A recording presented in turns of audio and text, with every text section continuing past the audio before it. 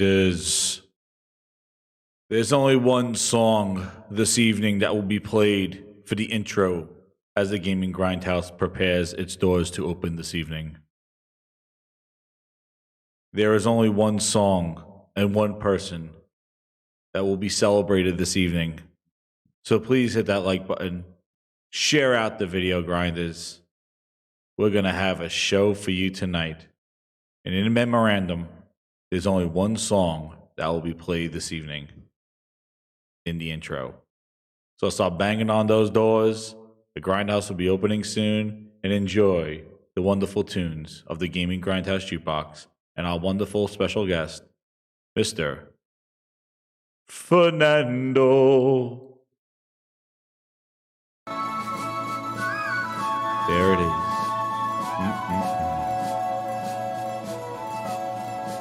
Can you hear the drums, Fernando? I remember long ago another starry night like this.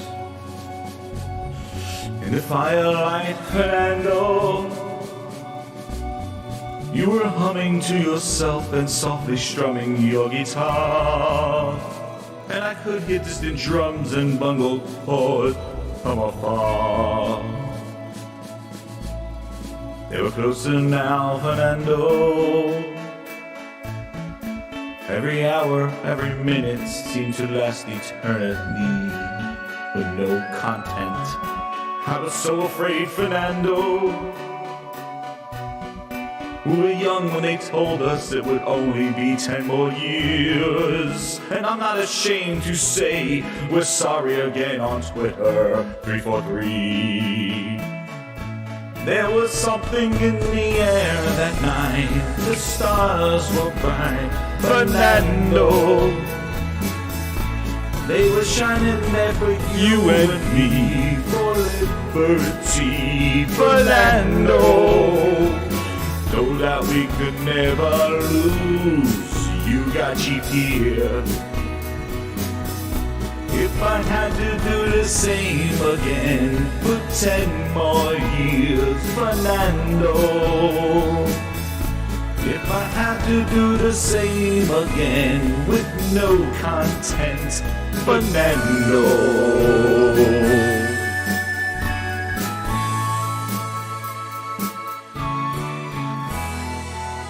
Bootleg Joel. Here he comes.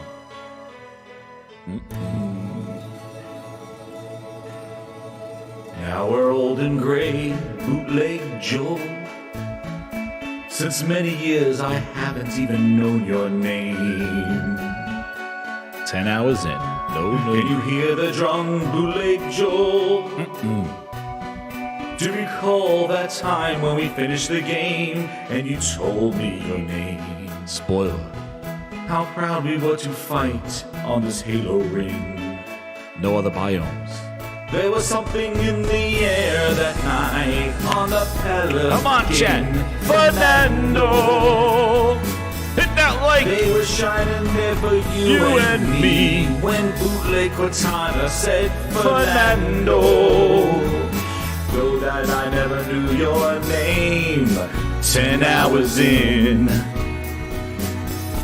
But if I had to do the same again, I would ask you, Fernando. There was something in the air that night. The stars were bright, Fernando. Do you know her name? This Bootleg Cortana, Fernando. Battle of the Bootlegs. We never lose. We got Microsoft money. Cha-ching. If I had to do the same again, oh, and we will, all for 10 years. Yes, we'll do the same again. Why would my friend Fernando? If I had to do the same again, I would, my friend Fernando.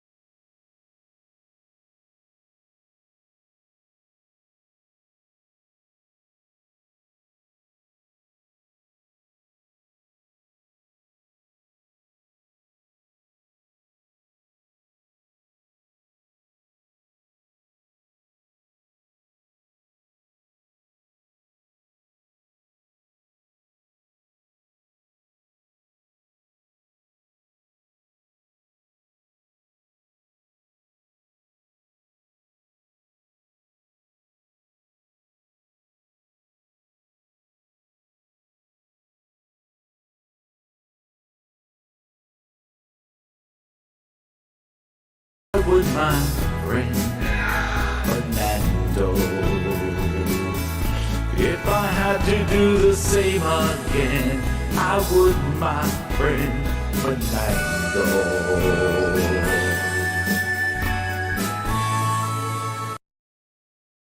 Wow. Think we should open up the Grindhouse? Do you think it's time?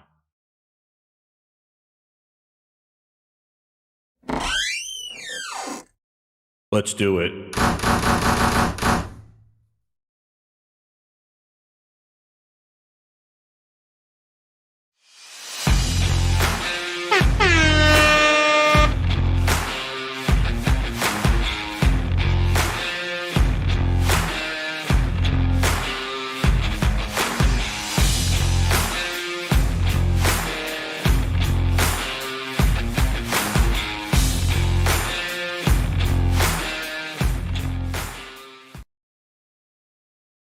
What's up, grinders? What an intro.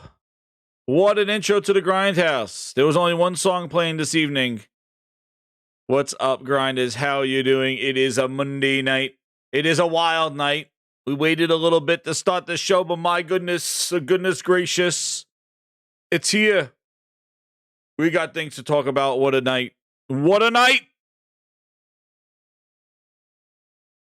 Are you ready? Hit that like button, share it out. We are going to rock the town. We got Ghost in a Shell in the chat. What's up? And Link. Both the dudes are in here. They're ready to grind those gears because we got a wild night this evening. What's up, gentlemen? How are you doing? What's up, Jess? Yo. Craziness, man. It was a slow day, and then it just blew up by the end of business.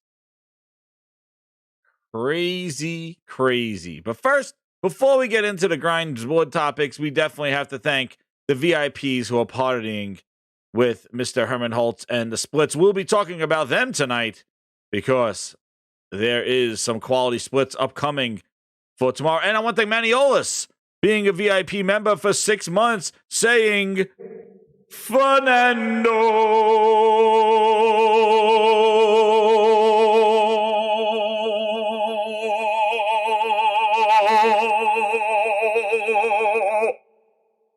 Ta-da!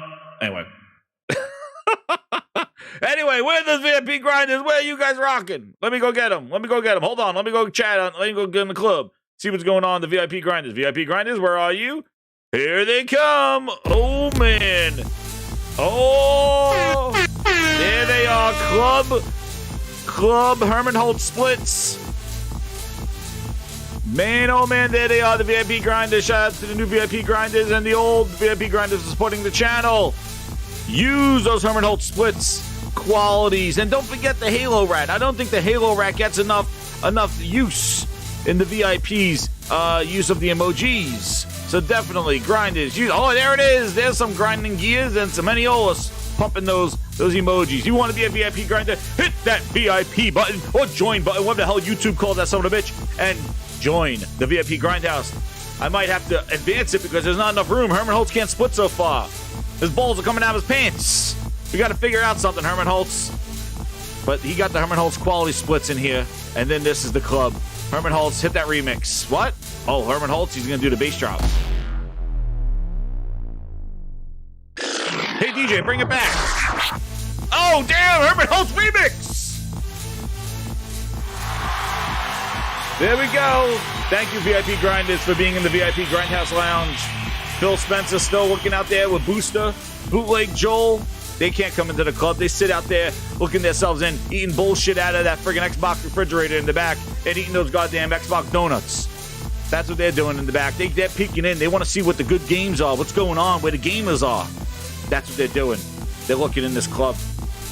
But they stay outside. They're not invited to this club.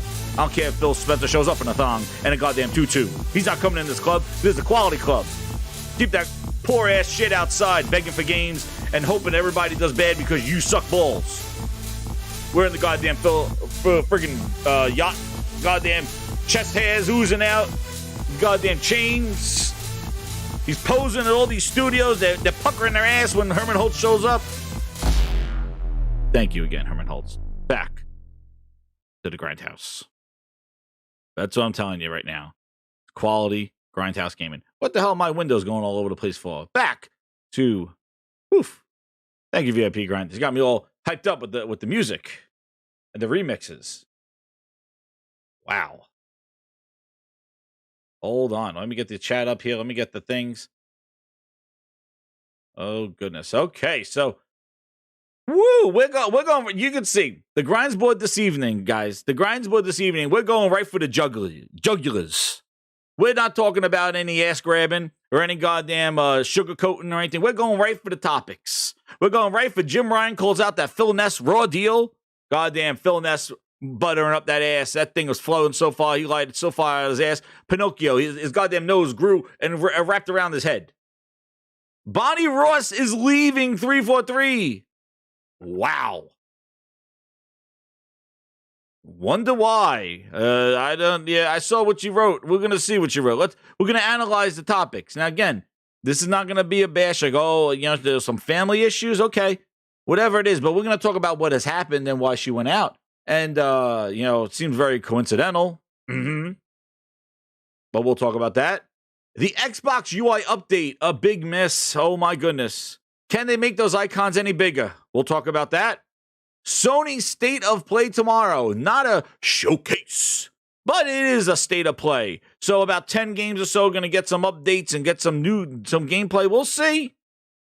They said it's a PSVR 2, PS4, and PS5. No God of War, they said, but we'll talk about it. And Nintendo got one too tomorrow. It should be a good day in gaming because the two companies that actually give a shit about us, the gamers with games, are having shows tomorrow. So hopefully they don't disappoint. If they do, they'll be grinding my gears. But hopefully they don't disappoint. But the two companies that actually give a shit about games, let's go.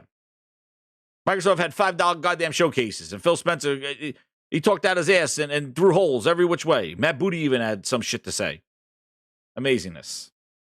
But let's go up to the main topic, guys. Right to the topics. Ghost in the Shell link. We're gonna go right to the nitty gritty here. So about this whole Activision thing, I'm like honestly, it's wearing thin, this goddamn thing. We're talking so much about Activision. I think we're talking so much more about Activision more than goddamn Call of Duty, because Call of Duty is it about the game or is it about the deal? About Game Pass? Like, it is just a friggin' joke.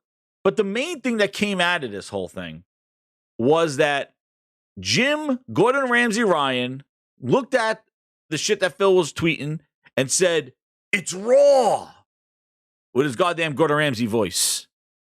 He goes, "It's raw." Oh, whoa, hold, wait. A few moments later. Whoa. Gaming, Geo knows gaming. He put something on there. Listen, the epic Ubisoft forward. You could see how forward that shit was because that didn't even make the Grinds board. Because there's a rule in the Grindhouse. Grinders, what is the rule about Ubisoft? You don't go full Ubisoft. Exactly. Ghost in the Shell, we do not go full Ubisoft. We don't talk about Ubisoft at a full price. We don't buy their shit at full price because their shit goes deep sale a month later. Never go full Ubisoft. And that epic Ubisoft Forward showcase shows why I don't even want to. Ubisoft looks like trash. They got code names for Assassin's Creed. That's how bad this shit is right now. They don't even have names for these things. They're trying to water this shit down so much, they don't have names for it. They're like, what's called Hex and Ruby and Icon and Diamond and Emerald. And I'm like, what the hell?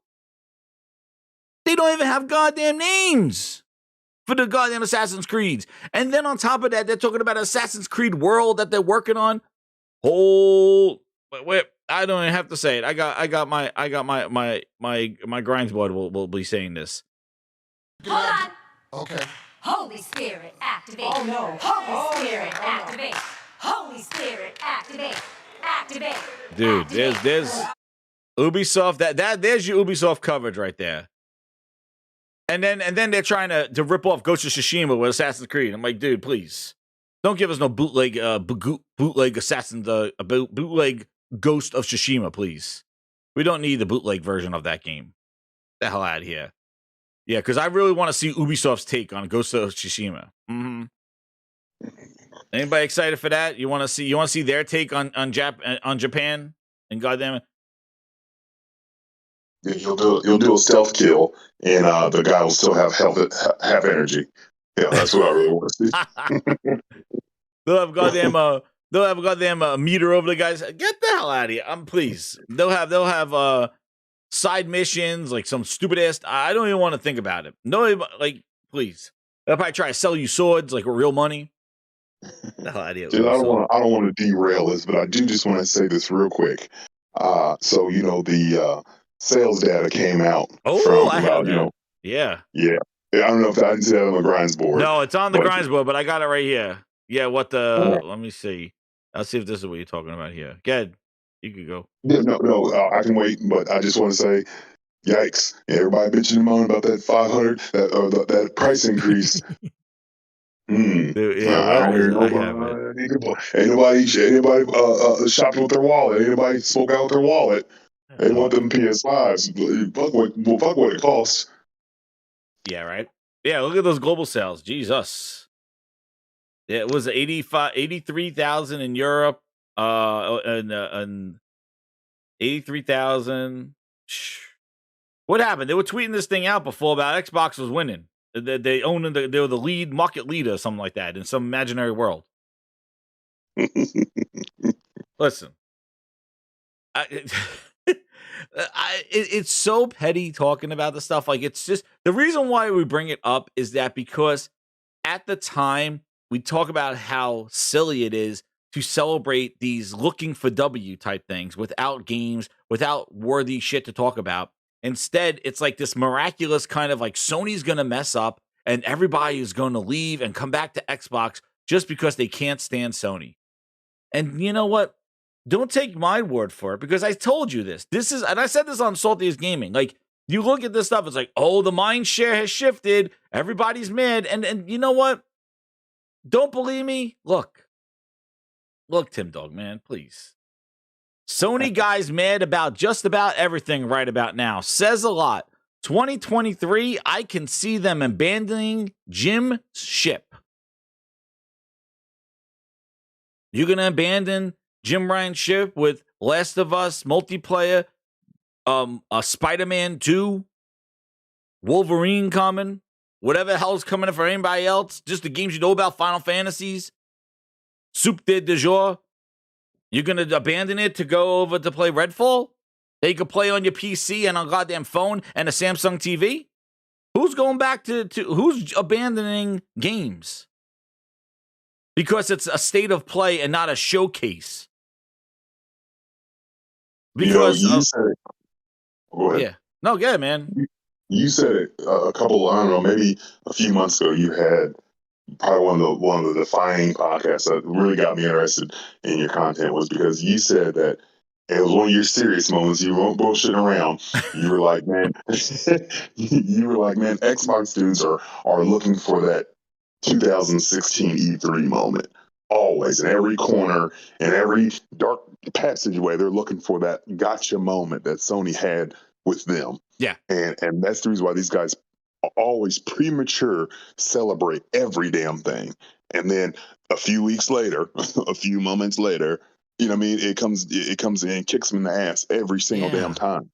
And it's the truth, like, in the seriousness, like that, because you know what? I know, because that moment sucked. Like, as an Xbox gamer, that shift, that pivot, when I was an Xbox primary owner, I did not have a PlayStation, and I was there, like, I lived off the Xbox 360 stuff. I was like Xbox One, and that moment, that evening, when I heard every showcase go, like the PS4, they beat them before we even did anything.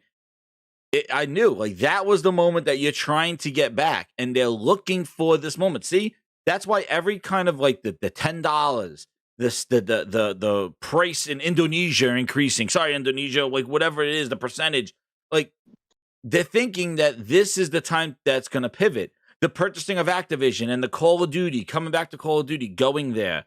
This is going to change. Like, people are just going to abandon. People are not going to abandon games. There was a issue here. And in all seriousness, like going back to that thing, was that there was an issue with Xbox and the fact that they lost a lot of their gamers near the end of the 360 because Sony started putting out the God of War 3. They put out Last of Us, more mature games, and Microsoft was going to Connectimals and Kinect and Motion Gaming and Dance Central and all this other stuff, going to the Wii.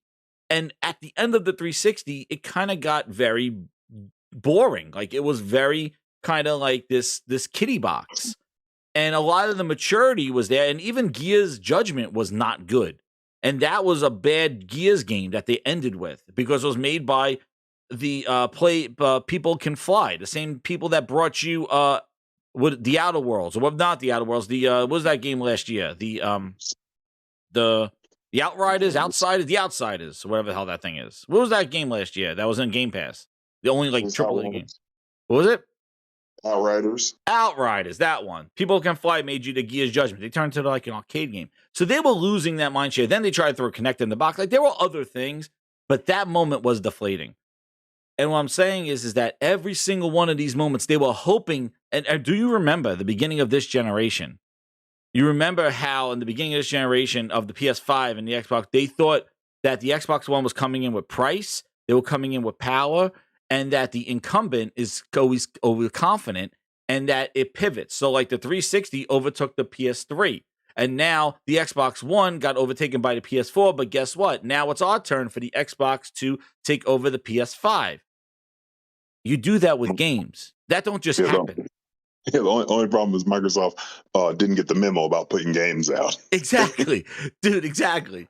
You do that with games. Like, and they launched the console in 2020 with no goddamn games. Like, you don't do that with no games. Like, and also you do that with games matching your message.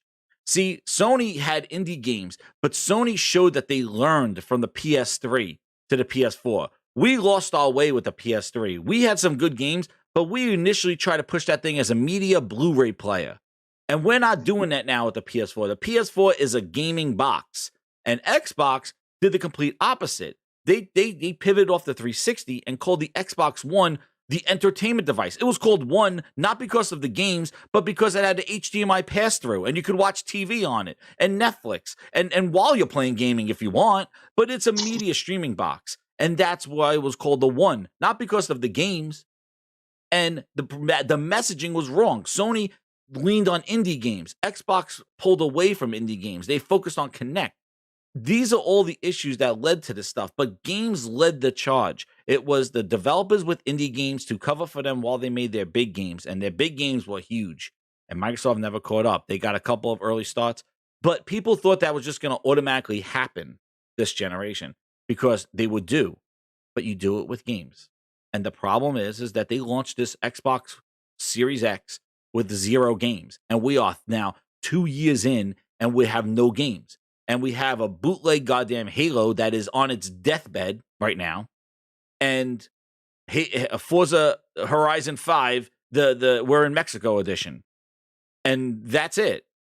And a bunch of purchases to publishers. And we have yet to see the benefits of that. They purchased companies in 2018. We have yet to see the benefits of that. 2018, we're in 2022. You can't do this without games. And people are like, oh, the first 6 months are going to have tons of games. You think? What are the release dates? We're getting closer and closer to the end of this year. If January and February are big release dates for Redfall and you know, and what is it? And Starfield, like, don't you think it's time to start talking about them? Phil they said Phil's going to be at Tokyo Game Show. Is that where he's going to show goddamn, here's Starfield new gameplay at Tokyo Game Show? I don't think so. He had E3. He had the game, the other awards thing that they just showed the same shit. The Gamescom smuggling grapes. And now he's going to Tokyo Game Show, probably talk about the same old shit. When are you going to talk about Starfield? When are you going to talk about Redfall release dates and all that other stuff? And those games, are they even big enough? Who knows? Starfield got talking. After they showed gameplay, nobody talked about it anymore. That tells you how much that game's excited about. People were more excited about the idea of Starfield than actually the game itself. And that goes to prove the point, because once the game was shown, people stopped talking about it, right? Am I wrong, mean, Grindhouse? Am I wrong, like, guys? Am I wrong? Like, did they? I haven't. The Starfield hype dropped after they showed the game. I mean, it's that Isn't crazy? reoccurring cycle. I mean, they were super hype and it was game of the year and it's a generation defining game, and then they saw what it was and they were like, oh shit. Everybody stopped talking about it. They started talking about the Activision purchase and whether God of War was going to be delayed and Last of Us being $10 more. That's what happened. Nobody talked about Starfield. I remember that Tim Dog used to put like the word Starfield and get 2,000 likes. Now nobody even talks about it on their shows. Like, hey, I heard rumors about Starfield looking good. Nobody talks about rumors. They're talking about, like, oh, they might buy Asobo Studios, the people that make a goddamn flight simulator. It's like, and we'll talk about Brazilian governments and shit. Like, nobody talked about it. But you said it really correctly. Like when the PS5, launched, and when the Xbox launched, Sony did a phenomenal job of, even though whatever you may think about the games, Astrobot's Playroom, Dude, that Ratchet and shit's Clank, still lit. They wish they had a game like that at launch. but they did. They made games. Even the bullshit Destruction All Stars. They put games that highlighted the features of the console. Whereas Xbox, was talking about power and got 12 T-flops and all this, and they gave you nothing. So it's like you have this world's powerfulest machine, and they didn't give you nothing till November of 2021. Like that's the ass backwardness of it. You know what I'm saying? And then they're puzzled, why they remain in third place or why they're the laughing stock and why everybody just roast them on Twitter and social media, and they're like and why they can't, like I was listening to this podcast earlier and they people always afraid of, oh, we have games, and I'm like what, name me I have an Xbox in the box, I will plug this motherfucker up right now if you can tell me what to play first party wise. I all my third party game or the multiplats I'm gonna get wherever, but what can I play that is extraordinary that showcases 12 T-flops on the Xbox? And then all of a sudden, oh, Pony. Yeah, I know, Pony. Like, if you like, I was on Salty's podcast, shout out to Salty, like, on Thursday, and like, we were just saying, it's crazy that there are no games here. Like, they need to show Perfect Dark, and not Booty was saying that that's typical that we ask for help from a third-party studio, Crystal Dynamics. Like, no, it's not. That's an issue, that there's something wrong. And actually, the industry, game business Insider came out and said, no, there are things wrong with their, with their management. That's the reason why, there was people leaving and stuff. They weren't leaving because this was the idea. And I'll say, like, when they announced Perfect Dark, did they even say Crystal Dynamics was part of it? No. It wasn't until Drew Murray left, and 2 months later, Crystal Dynamics is working with us. And it looked like a Band-Aid to the situation. And it was never stated that, oh, we'll be working with the best third-party studios out there. They never said that. The initiative was built to be small and nimble, but it was a quadruple A studio. That don't sound like quadruple A by what? Piggybacking off of like open third-party devs? Two AA studios combined. Exactly. The 1A for each person that works there, God damn it, because that's all it's there. They got 1A for each person. They got one guy, got the vice president, the senior vice president, the 2 assistants. We got 3 A's here. Anthony, Antoinette, and Anthony. The quadruple A studio. There they are, the A's. And I don't know, but it wasn't marketed as Crystal Dynamics, so that is a problem. But we're saying, where are these games? They got all these studios. They go, where are these games? And people are like, Pony, this is a Pony show. I'm like, so you don't want to see these games either. You're good. That's how you know it's bullshit. You're good. Yeah, can you guys hear me?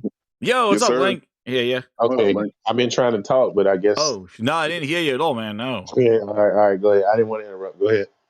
No, like I was in this conversation, and this guy was, and I'm not going to say his name, but to bring attention to his channel, but in his comment section, the guy was like, "Well, we got Redfall, this and this," and then. And I was like, oh, wow, okay. And then he's like, and then we got Avowed, Perfect Dark, Fable. And I said, what are the dates on those games? I was like, Did you even see them? No, I simply said, man, I can't wait to play these games in 2025 and 2026. And he was like, what are you talking about? They're going to be out next year. I said, man, Yeah. stop that right now. Stop that. Dude, they're all coming out in friggin' March of 2023. All of them. One day after another. Like, what's incredible is, like, you're excited to see it. And legitimately, as, like, forget about social media and stuff. Like, legitimately, why are you excited to see this? What has these are unproven studios, some of them, that have not, like, you got Crystal Dynamics who make a Tomb Raider, and those Tomb Raiders have been kind of going downhill nonetheless. Drew Murray left them to open the studio to make a first-person espionage shooter game that you show no respect to at all throughout the whole time you've owned Rare. Perfect Dark has been, you made a N64 version of the game, and you remastered the 1080p version. When have you done anything with Joanna Dark with all these years you've owned Rare? Since, like, 2008, 2009. Just like you've done nothing with Conquer and Banjo-Kazooie. You tacked on Banjo on a goddamn nuts and bolts game, which wasn't even a Banjo game to begin with. It was a car game. You disrespected, you put Conquer in goddamn HoloLens. Right. And said make a game. Like, they have done Rare, nothing with this IP. They bought Rare, right? Rare has tons of IP. Rare doesn't even work on Rare IPs. It doesn't. That's what's crazy about it.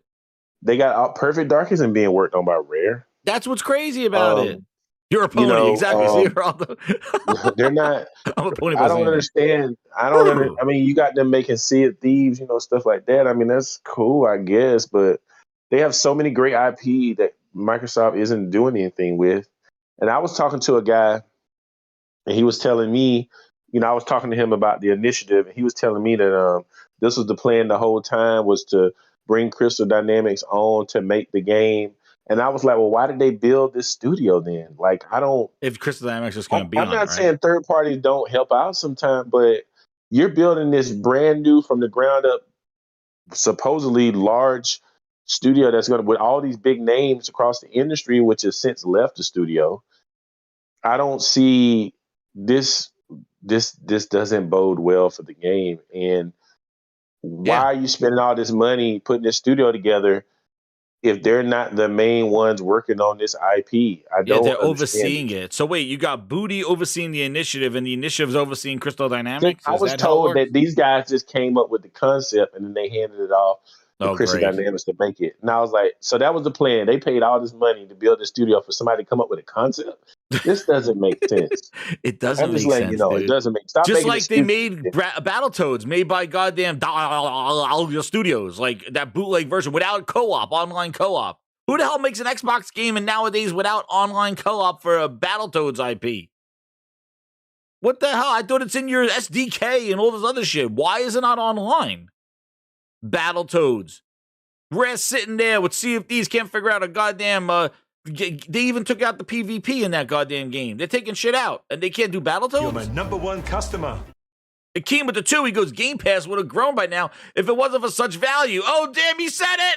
Oh! Oh, my God. Shit! They're coming fast, baby!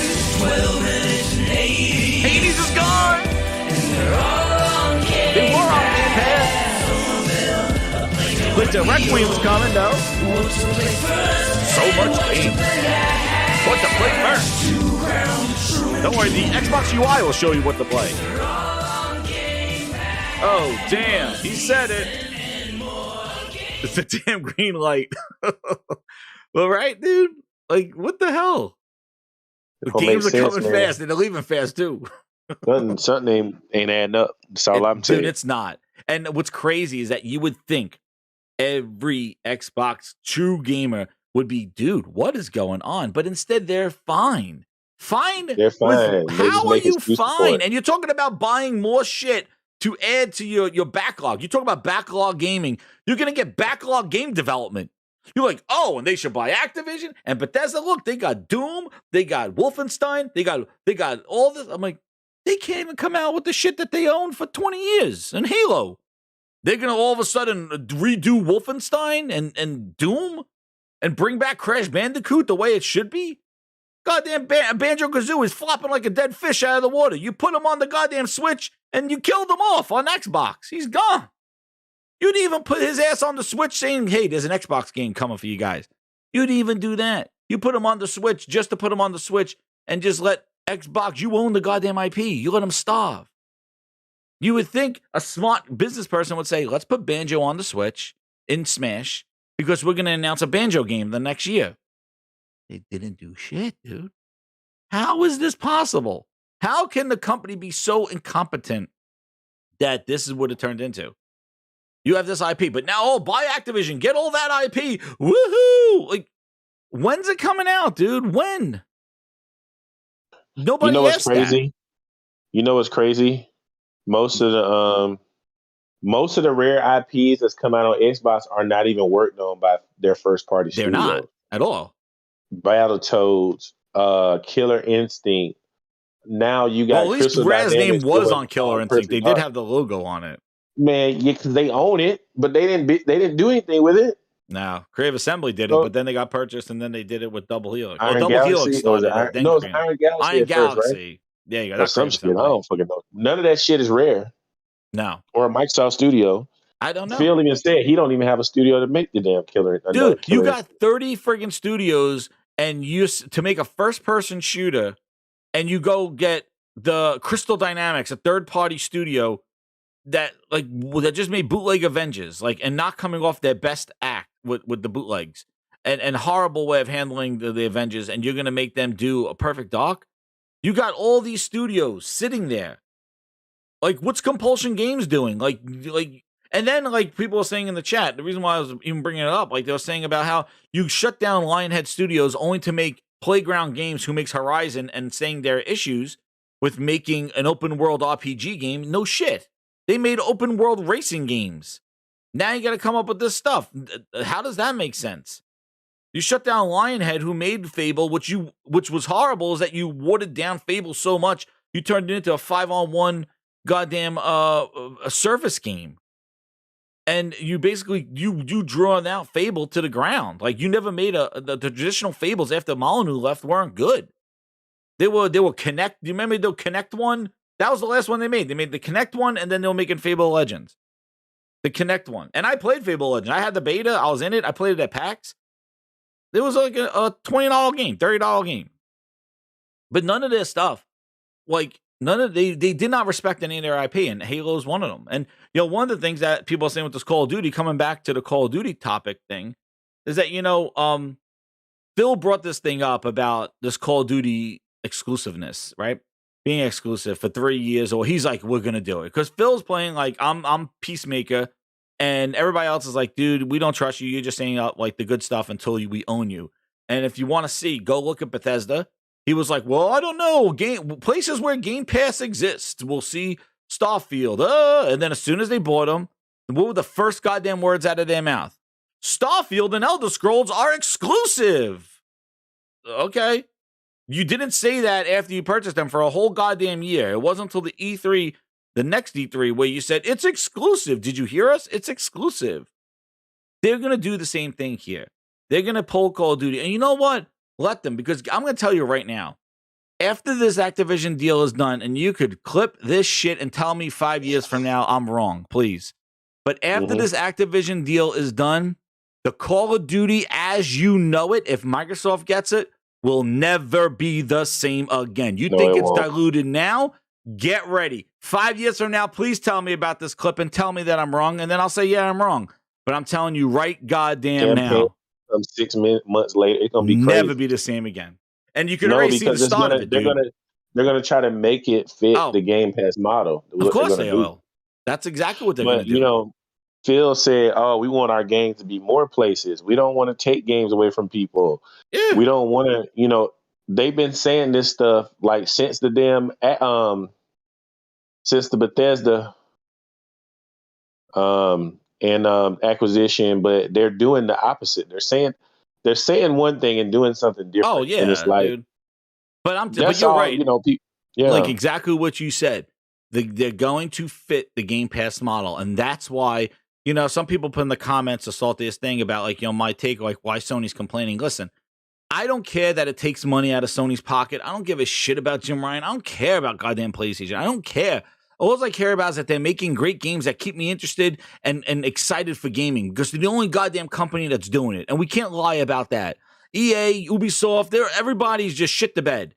Microsoft can't even keep their eyes open. Nintendo and Sony are the only ones that are dropping anything goddamn relevant, and maybe From Software with Elden Ring this year, and actually for the last couple of years. Like, Sony news has been the news carrying the industry, and you don't want to be like a ball washer with it, but that's the truth. The Sony news think about it. If Sony never made the DualSense, we'd be playing with the same goddamn Xbox controller with the share button and repurposed the ordered fucking Pizza Hut.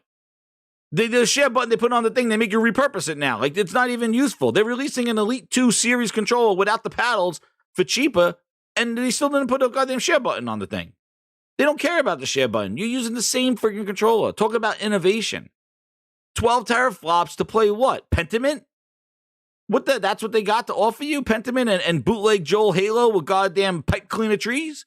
That's the shit we're doing? And 4 clones of Master Chief in beta with no power to play the full split screen? 12 teraflops of power, but they can't get 2-person split screen to work on an open world game. Get out of here with that shit. A few moments later. The list goes on and on.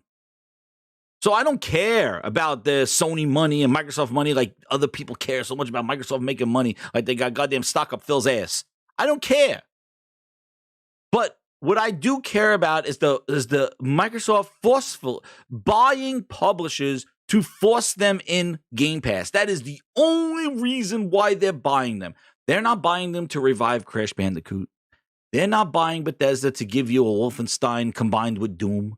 They're not buying Activision to say, you know what, we're gonna make Call of Duty better than ever. Or they want the same goddamn. Just look at, they bought Bethesda and show you Starfield. Is Starfield looking any better with Microsoft money? I don't think so. Redfall, that's what they bought Bethesda for. They are buying solely for Game Pass, because if they wanted just to give you games, because that's the main point of this whole thing, they would have just made the deals that Sony's doing, like they used to do with Sunset Overdrive. Did they have to buy Insomniac to give you Sunset Overdrive? No. So I ask you, like, if you don't have to buy Insomniac to give you, did they have to buy EA and who was it? The Respawn Entertainment? Did they have to own Respawn to bring you Titanfall exclusive? They don't. Well, Judge, you got to understand, the lies of P are real. What is that? I said the lies of P. Oh, yeah, the lies up here are real, dude. Yeah, a lot. Let me tell you something, man. Frog, there he is. That lies up here all real, dude. Here it is, the Phil Ness right here with the Jim Gordon Ramsay. We already know. We already know what's going on. That's why it's so hard to have a conversation about anything Xbox or Microsoft doing with Xbox related, because they are in a different element than the other two guys that are trying to compete for the gaming space in your living room. So it's really hard to have a conversation about anything that Xbox and Microsoft does together, because it seems like we're always going to end up shitting on them, and it's not what we want to do. We want to be better. It's such a hard conversation when you see people like Bonnie Ross leave. Dude, we got that. I got it. We're going to go there now. And we're sitting there, and you're like, oh, shit. Yo, you know? I know, man. Right? That's wild, dude. That is wild. Yo, Frog, they want to ask you about the John Tar edition. Did you get it? My John Tar. I'm getting it. He's waiting out for the John Tar. Waiting for my John Tar. But look, Call of Duty as it remains. 3 years, he said. And then Jim Ryan says, raw deal. If it stays on PlayStation, great.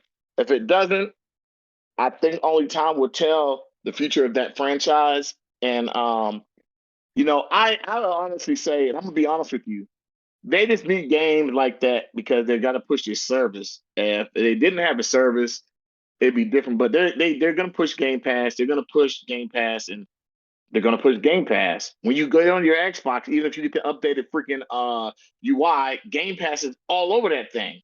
So it's not even about that. Frog, you're leaving all my topics out there. Oh, Frog, go right to the top. Yo, let me read the game night. Dude, the game night 1 through 3. Wait, I just want to read his tweet. Like Wooly said, Microsoft could have spent the $70 billion to make timed exclusives, invest in new studios, but they can't, and they're incompetent. Exactly, dude. I agree. I just gave the list of games. Get it, Link. Sorry. No, Ghost. That was Ghost. Hey, what's up, Ghost? Yeah, Ghost. Yeah.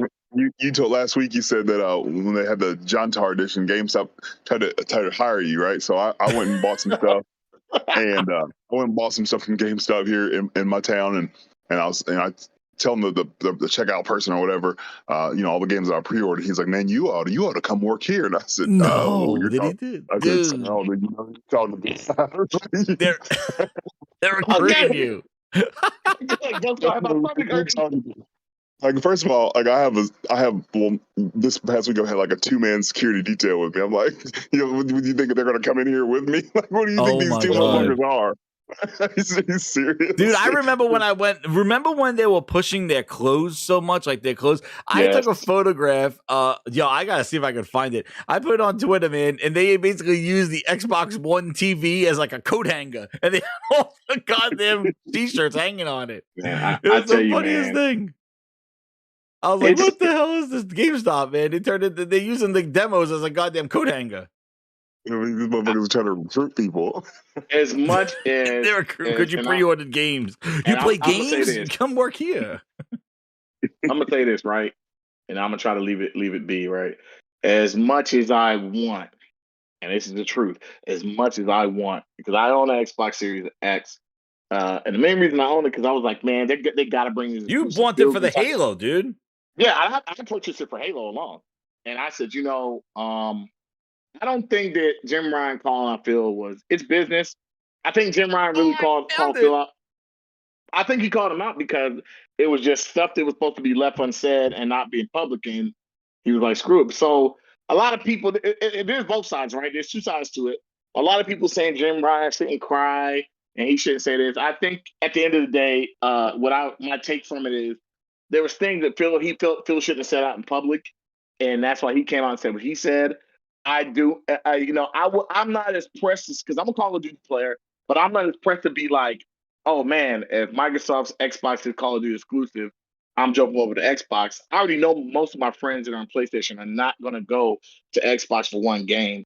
Call of Duty is not the game. Call of Duty is not big enough for them to leave, and there's so much competition that I honestly think that it's okay if it leaves and it's only on PlayStation. I think it's a dumb move money wise. I think they can make more money, but if it does, it is what it is. It is right? what it is. But I think, like the fact that Jim is like saying, well, Phil, like he used his link from his tweet as proof. Like we said, like we're committed to bring Call of Duty and stuff. And Jim Ryan's like, well, you told us 3 years. Like that's not, it's kind of like what you're saying, Phil Ness. Like, that basically use 3 years as a raw deal. Like, and I the thing is like they will pull Call of Duty when they need it. So like that's the whole point. Like they own it. They could do whatever they want 3 years from now. They could be like, you know what? Game Pass numbers are low.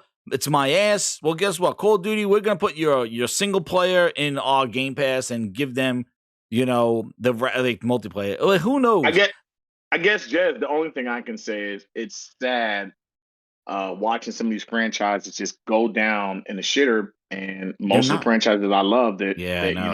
I'm gonna be honest with you, the 360 had me loving a lot of franchises, and they're shit now. Halo is shit. Gears is shit. We're gonna talk about that next. But first, I got an exclusive. Get Frogs and Ghost, you guys, the future employment at GameStop. I got the photo that you attach in your application. Grinders, please hit that like button. We got over 200 people in here. This is the content that you will not get anywhere else. This is, as Jeff Keighley will call it, exclusive world premiere of what GameStop thinks of the Xbox. There you go. Holy crap. This was in 2020. Xbox has a tall order to show that Series X power this holiday. This is Grindhouse, dude. This is me in 2020. Hey, Grindhouse in 2020. Xbox has a tall order to show the Series X power this holiday. Hopefully, they could do better than their Xbox One X demos. My local GameStop 2017 Xbox One X launch. Holy shit, look at this. This is what they thought of the Xbox. They hung goddamn freaking t-shirts of the Flash and Batman on it. This is exclusive. This is what they do at GameStop. Look at this. This is Xbox One X launch. A Flash hoodie and Batman hoodies. They had nowhere to put them. They hung them on their Xbox demo. World's most powerful console. I call it the world's most powerful hanger. Holy shit. Hey, Jazz, let me ask you a question, because if I'm not mistaken, you had an Xbox One at launch, like I did. Yes. Because I had both of them at launch.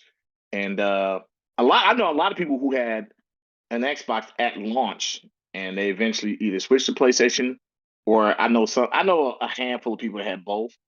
Well, I think most of my friends that were on 360, I think the reason they went to PS4, like I said, it's not even just because of price. I think that they didn't have confidence that that system was not going to break on them again. 'Cause that's, hey, I got both of them, man, and I was like, shit, Fox is going to give me these games, PlayStation, and but like I said, at the end of that generation, halfway through my 360 generation, I was on Destiny and PlayStation because of fucking Red Ring of fucking death. Oh yeah, you got it. That's Now they don't have the Red Ring of Death anymore. It's just the games of death. There's nothing. the games of death. There's nothing. Talking about death, talking about people leaving and stuff like that. Jeez, so craziness, dude. With Bonnie Ross leaving 343 after like she's been there forever. Dude, Yes. she was there in the inception. So this is what she wrote, okay? And then we'll talk about what the scenario here. She goes, while I hoped to stay with Halo until releasing the winter update, which is the mid-extension to their extension to the season 2, which was supposed to end now, and season 3 is supposed to start, but season 3 got pushed to March of next year. Whatever, I digress. The winter update, I'm letting you know I'm leaving 343 and attending to a family medical issue. Not her medical issue, a family medical issue, I guess. I'm incredibly proud of the work 343 has done with Halo Infinite and Master Chief Collection and the Halo TV series and so much more. It has been an honor to serve alongside the team for 15 years and to be part of a universe that I love. Thank you to everyone in the Halo community for your support. Halo's future is bright. I cannot wait for all of you to experience what we have in store and cheer alongside you as a fan. The Halo World Championships in October. Wham. That is pretty wild that she's leaving. And she says they're attending to a family medical issue. So wish her, whatever's going on in that, the fact that she had to leave, that's pretty crazy. But what is pretty ruthless is the comments. They turned off the comments because they were going crazy in the comment section. Yeah, there was the best wishes and health and stuff. And listen, whatever's going on. But I just think it's pretty insane that she, a week after Fire 343 and that negative press that was going on with that update, that a week later she's leaving. So I just think it's pretty coincidental, dude. Like how much like the negative press of Halo has been. Like I did 2 videos last week about it. And insane how much people were just done with Halo. They're done with it. They're like, Fire 343 was trending, and she's the head person at 343 for 15 years. And know what else is pretty damn interesting is that she hasn't really spoken about Halo ever since it launched. It's been Joseph Staten on all the updates and all this other stuff. It hasn't been her, the studio head, talking about the game, which is the person that Booty interacts with. But it's pretty damn crazy, the fact that she is leaving 343. But man, this is pretty wild. So her comments, and then Phil turned them off too. But man, she killed Halo and bounced. Sad to see. Hope the medical situation. I wish her nothing but the help. Okay. She was the true Halo killer. Dude, Xbox, Phil Spencer, please do something with 343. They're ruining the Halo franchise since they worked on it. You just saved Xbox. Please save Halo. My Bonnie quit. What do you want?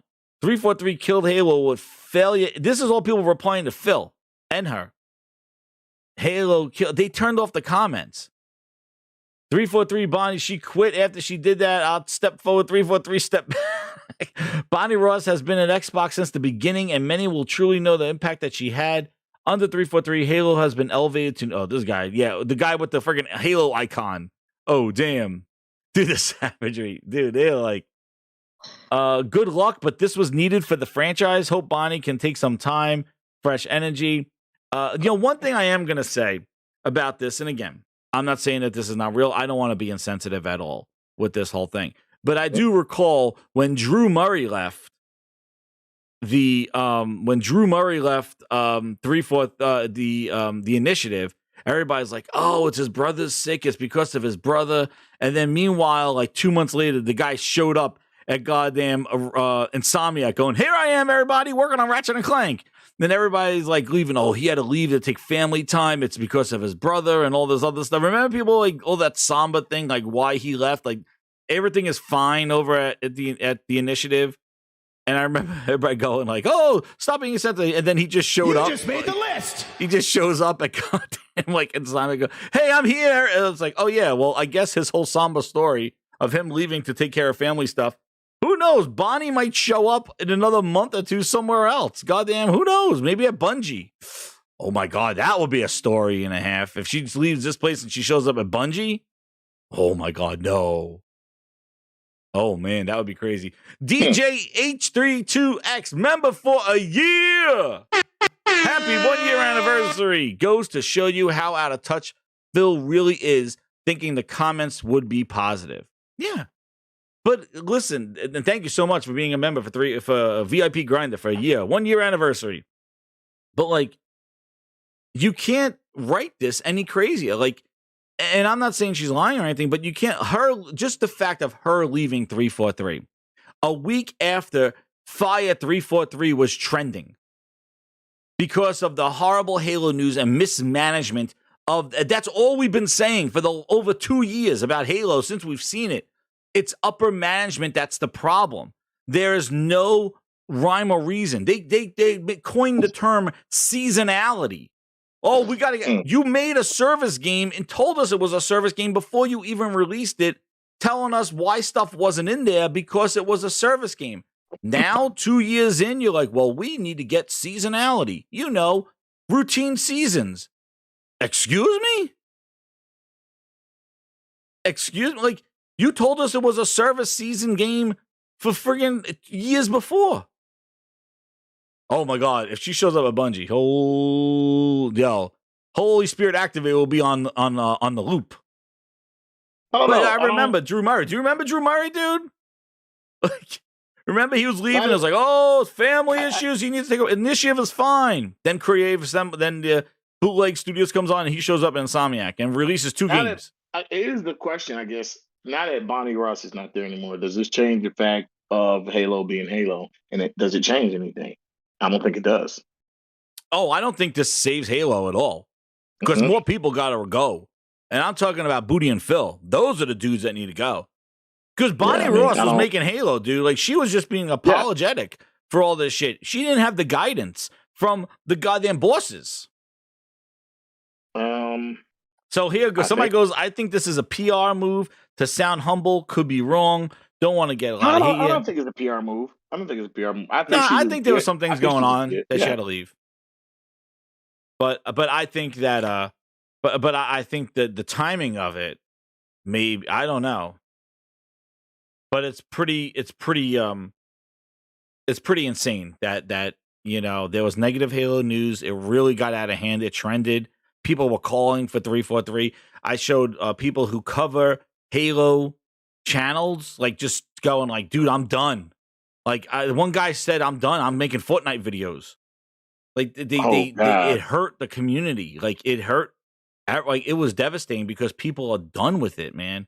They have delayed this game and features, and then they're working on one new weapon and one new goddamn bubble grenade for next year.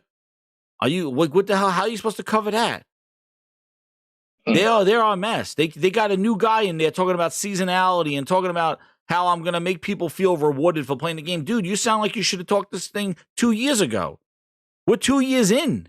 We're going over a year, 2 years after the delay, 1 year into the game launch. How are you talking about like you're reevaluating the service game? And you're going to give us Forge maps and Forges in beta. You're canceling split screen. Like, dude, it's a mess. It is an absolute mess. Where's ray tracing?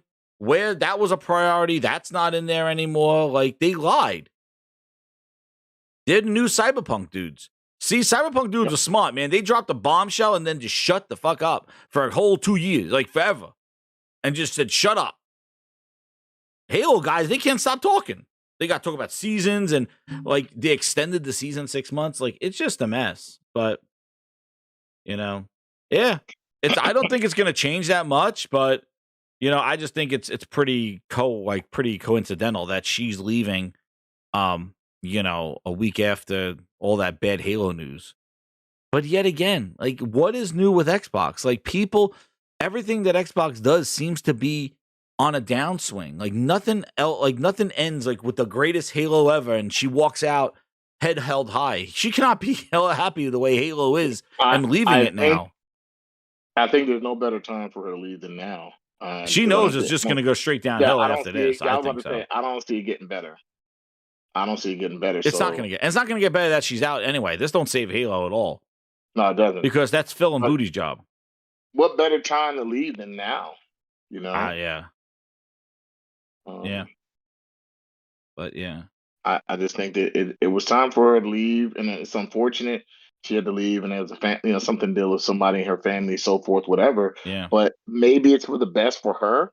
But Frog, the reality and with jobs and stuff, like if you have 15 years with a company and you're with Microsoft, the biggest company, like leaves of absence and think this is, I don't know, like to just leave leave your job, and it's not her, it's her family. I don't know. It's just kind of strange. Like you think like somebody with such tenureship with a company, there's got to be, if they really wanted to retain her, there had to be a year sabbatical or temporary stuff. This is that she's leaving entirely. Yeah, that's kind of like, don't you think that that's a little like, I don't know, like in corporate world, you would think somebody with that kind of tenureship would have some sort of leverage in like leave of absence, something like that. I would say yes, but there again, you don't know what the situation is. Yeah, I don't know the situation. I guess the way I look at it is, I think, in my personal opinion, this is the best time. Oh, I think it's good for her to get the hell out of there, because this is not going anywhere. Get out of there, and I wouldn't be surprised. I'm telling you, I would not be surprised in another year or so she shows up, either at, it would be crazy if she shows up at Bungie, but I think she'll show up somewhere else. I think so. She's kind of young. I think she'll show up somewhere else. And she'll be back and reinvigorated. Like, I don't think she's done.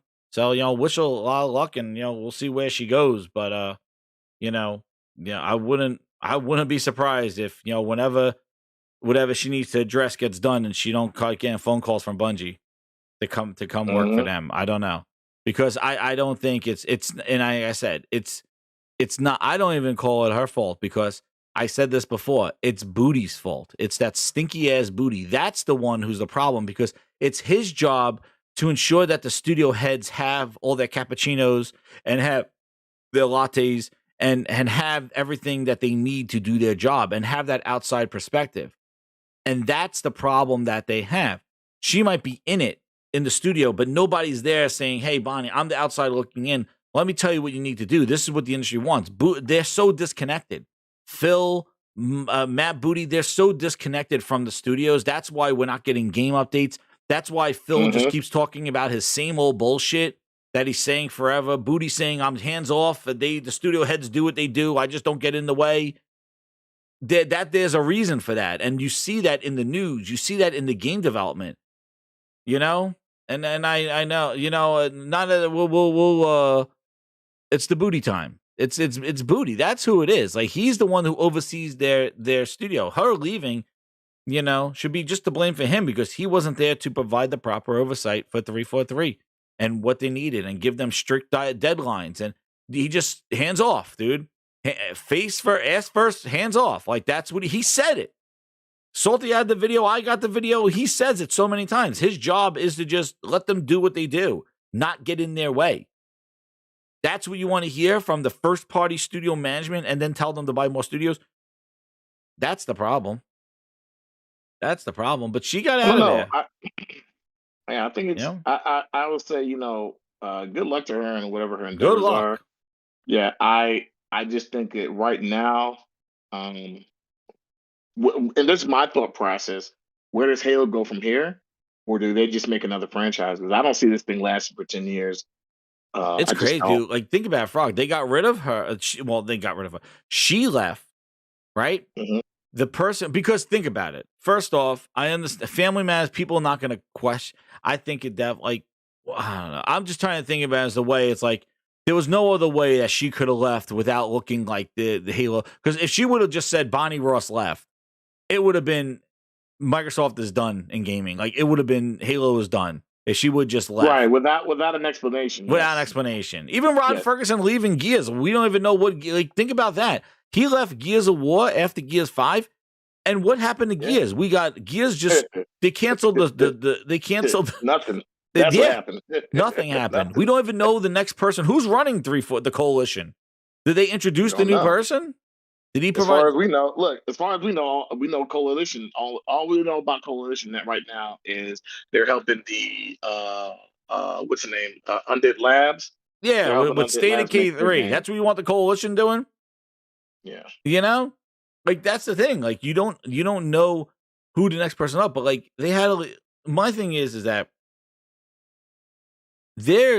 she left this year. Last year, that not Chris Evans. What the hell's that guy's name? Chris, the main Halo guy, got booted out, and Joseph Staten came in. Another big management person. Who was that one? Chris. It was the guy who used to cover all Halo stuff. He got actually like booted. He got. Let me see. It was Chris somebody. Chris Halo 343 fired or something. What the hell is his name? Chris Lee departs the company. There you go. This is the other head person that worked with my right hand, Bonnie Ross. So this guy, listen, following the delay, this was it. So it's so crazy because think about this, Grinders. Like October 28th, this happened, right? Right after big bad Halo news. This is after the delay of Halo news, right? After the delay news that Halo Infinite will no longer be a launch title, it has been confirmed that 343 Industries director and studio head Chris Lee has departed the company. While he's no longer on 343, he's still currently employed of Microsoft. The new report from Bloomberg says Chris Lee oversaw the production of Halo Infinite while attached to 343. His departure from this role was confirmed from a site after being part of Halo Infinite for the last 2 years as a director. I have stepped back from Infinite and looking for future opportunities, he said. I believe in the team and I'm confident they'll deliver a great game, and now is a good time for me to step away. Dude knew. He's like, shit.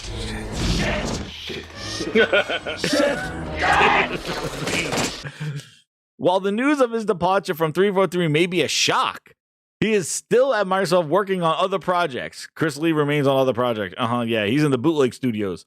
Halo Infinite was meant to be a launch title, but the delay was announced following a massive backlash surrounding the gameplay reveal. Many felt the graphics looked dated and the representation of true power for the next generation of Xbox, a reception that caused the team to take a step back and reevaluate.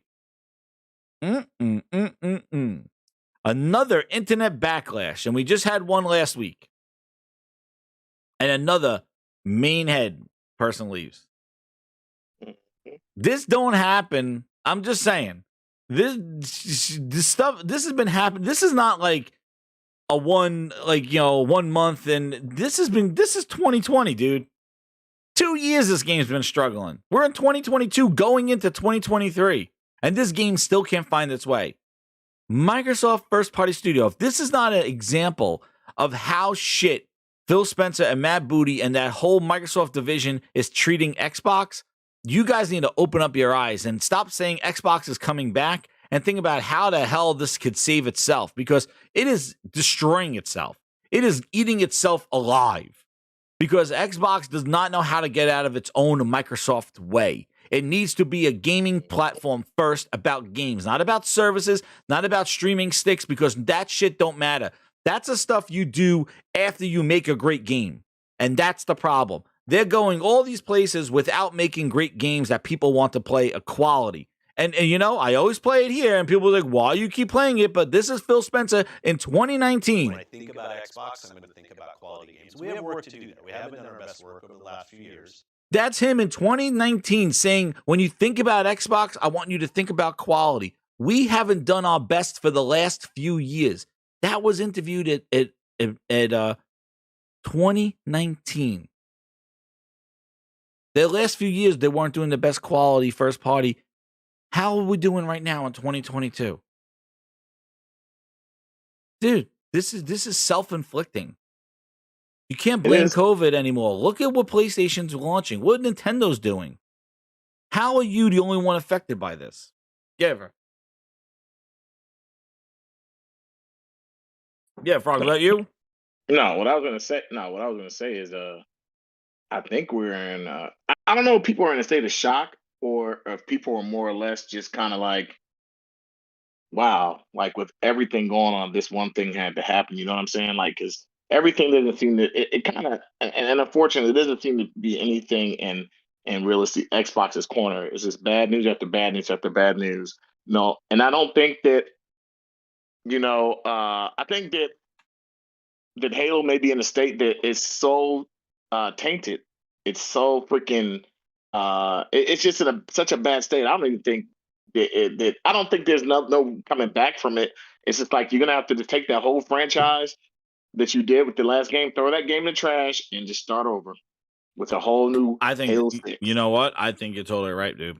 I think that's what's just coming come out next. with a Halo 6 has to come out sooner than later, and it has to pull people back in. I think Halo Infinite is what it was. It's a failed experiment. I think that they need to announce it, and it does it. Here's the thing. There's two things that happen if they announce there's a Halo 6 coming within the next year or so. Let's just say next E3, they say we got more Halo news, and let's just say it's not about Halo Infinite, and it is a Halo 6. I think it hurts them because they made a commitment and they kept saying Halo Infinite is here to stay, 10-year plan, blah, blah, blah. But I think what that lets people know is like, we really don't know what the funk we're doing with this franchise. And people will there again say, damn, now you come out with Halo 6 and you gave up on Infinite. Where was that 10-year plan? I don't think they can win unless they really, really, really, really, really, really can take that Halo Infinite game that they made. And I don't know how they turn it around. I think they have to have. There's one or two things. You got to have a soft reboot on that game, like it just launched, or you got to scrap that whole project and just move on to better freaking gaming, because that Halo Infinite is not cutting it. I said the way that Halo is now, at this point, they might as well just say, shit, let's just make it multi-plat. At least we'll make some money off of it. But I don't think that Microsoft and the Xbox team wants that. I think they'll just let anything go on Game Pass and die, just to make a point that they're trying to make Game Pass something that everything going there and die, and they can care less. As long as their competition doesn't have it, they can care less. Because that's what I feel is going to happen to Call of Duty if it's just thrown in Game Pass, and that you no longer are worried about the sales of it. I think it still sell, but if you're like, this is the only place you can play it here in PC and in Game Pass, I think that franchise eventually fizzles and dies away because it's not as big as it used to be. There are too many other franchises out there. It's a big franchise, but you don't really need to throw that in the Game Pass situation. I think it'd be like PlayStation and Sony saying we're going to buy EA, and which this part to me would never happen, and saying Madden is only going to be on PlayStation. That would never happen because the NFL wouldn't let it happen, right? Mm-hmm. FIFA. That would never be. So, but it would be stupid to say, hey, Battlefield is the only place you could play PlayStation now. Why? When there's so many other places you can make it bigger and better, but I don't think that the PlayStation gaming is like Microsoft. They don't think about like, hey, let's buy existing franchises, and they'll buy studios for the talent and let them make their own thing. I think that's when you look at like some of the Insomniac stuff. Everything Insomniac is basically made, for the most part, has been for Sony's PlayStation system, and they're good games. Sunset Overdrive, even to me, was a good game on Xbox, but I just think that was good. Sony doesn't really buy studios, I think, for franchises. I would say I think they more or less buy them for talent. Whereas Microsoft is like, we'll buy you for franchises to put something in here. Game Night says that you said hit the Phil Nest. It's all on Game Pass. Oh, damn. He said it. They're leaving fast, too. He's out. Oh no, the Game Pass song! Oh, it's like us too. We gotta hear it again. Games are coming back. 12 minutes and 80s. And they're all on Game Pass. Some of them are playing a requiem. What to play first and what to play last. To ground true and true. 'Cause they're all on Game Pass. There it is. It's all there, B. But anyway, wish her luck. We'll see where she pops up next anywhere. And the perfect thing for Maniolis. Best of luck, man. There you go. Snap and boom. But And yeah, I think- grind. I was gonna say one thing. I think the best thing right now, the gaming communities that we have that want to talk about this stuff is pull all the fanboy stuff out your friggin' ass, right? Mhm. No matter if you play on Switch, no matter if you play on Xbox, no matter if you play on PlayStation, and this would really needs to happen. And I think it would kind of let the casuals know, like, you really got to start looking at things and saying what's best for you as the gamer. Is it Yes. best for you as the gamer for Call of Duty to only be on Xbox? No, it's No. not. We know it's not. And Is Xbox Game and- Pass, is it and best for here's the the gamer? thing. I don't think so. Is Where are it, the games? it would be. Is it best for the gamer for Halo to be everywhere? No, No. It's an Xbox exclusive. It can be there, but what I'm saying is when you're taking companies and you're saying all of these things have been years and years and years and years, and you've been everywhere and you've made money, is it best for the gamer? Will Microsoft eventually kill off that franchise known as COD? And when it does happen, you're sitting back like, damn, why isn't COD? Why isn't many players on COD? You'll know that the fanboy shit you were touting wasn't worth it. So at the end of the day, it's like, that's why when people try to use the argument with Final Fantasy doesn't sell really well on Xbox. It's not that it can't be on Xbox. Microsoft has the opportunity for it to come to Xbox. Microsoft just wants it to be in Game Pass, and Square is like, no, not gonna happen. So my whole thing, you have to see what's best for the gamer. I wish your Final Fantasy was on freaking Xbox, because it's a good fucking game. Yeah. Final Fantasy 7 is amazing. It's just about, dude. It's just about great games. But does it make sense? But does it make sense for Square to get shafted over if they got to put it in Game Pass and they don't get the money they feel it deserves because it's not going to be purchased over there? It doesn't make sense. So it's about business at the end of the day. We got to start looking at the whole thing is not just the business. We have to also say, what does it do good for gaming? What does Call of Duty or anything that's big like that being Well, like, you know, see, like how's Fallout, Game Pass? like I showed Fallout, you like- less things, right? Does Fallout and all these Bethesda games being all in Xbox make it good for gaming? Not really, but because Microsoft owns them now, it is what it is. So okay, if I want something that I feel is compelling, and then because they own Bethesda, I got to go buy an Xbox if I really want to play it. But how many people are really going to do that for Bethesda titles? Not that fucking many. It's going to be the same with Activision. Activision's major title was COD. So how many people are really going to be like, damn, I just need to go invest in an Xbox because I can no longer play COD and they used to play on my PlayStation? Not that fucking many. I know. So We'll see, and we'll see what COD is when that happens. That's the point. Man. We'll see what it is. You But will. you know what? To wrap You up will. the Bonnie Ross leaving thing, I think we can show my infamous interview that we had that wait, was Link had to say played. something. What'd you say, Okay. Link? I mean, man, I'm Okay. not surprised by none of this. This has been a train wreck from the beginning.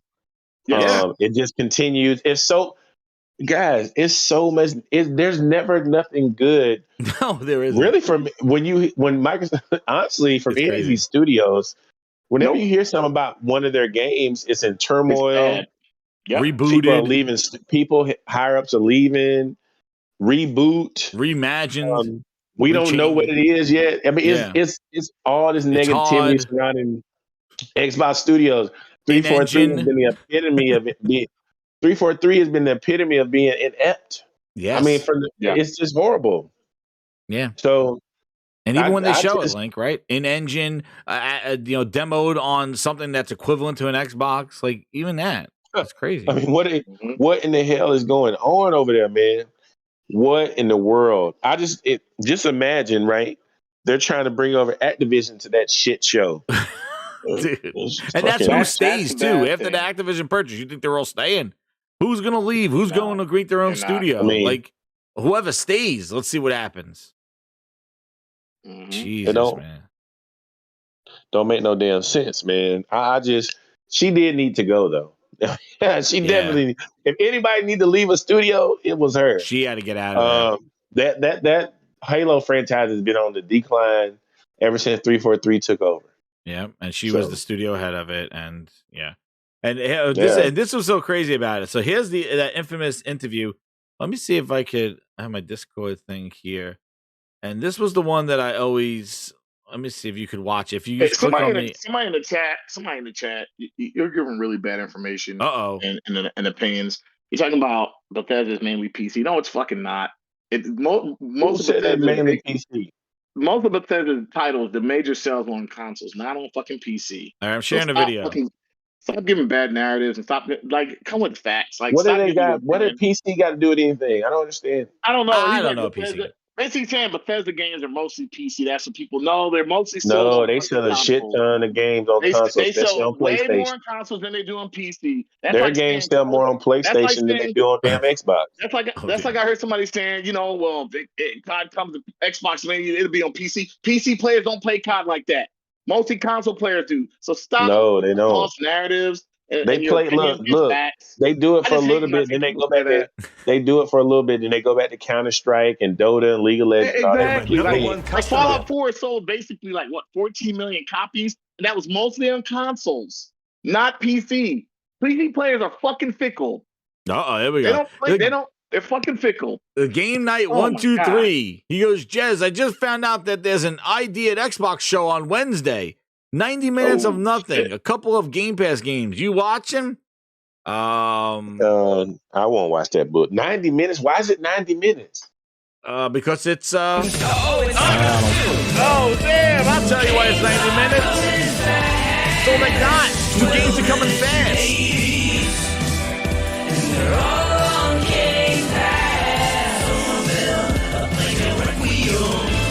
What to play first and what to play last. To ground true and true. That's it. That's why it's 90 minutes. It's all on Game Pass. That's fine. 90 goddamn minutes. Holy shit! Like, come on, get the hell out of here. We don't care about goddamn 90 minutes. Show Chris Charles' job it comes at 90 minutes of coming fast, dude. Please, I'm gonna tell you right after tomorrow. You're going to see. I don't know we're going to talk about Sony Showcase and stuff like that.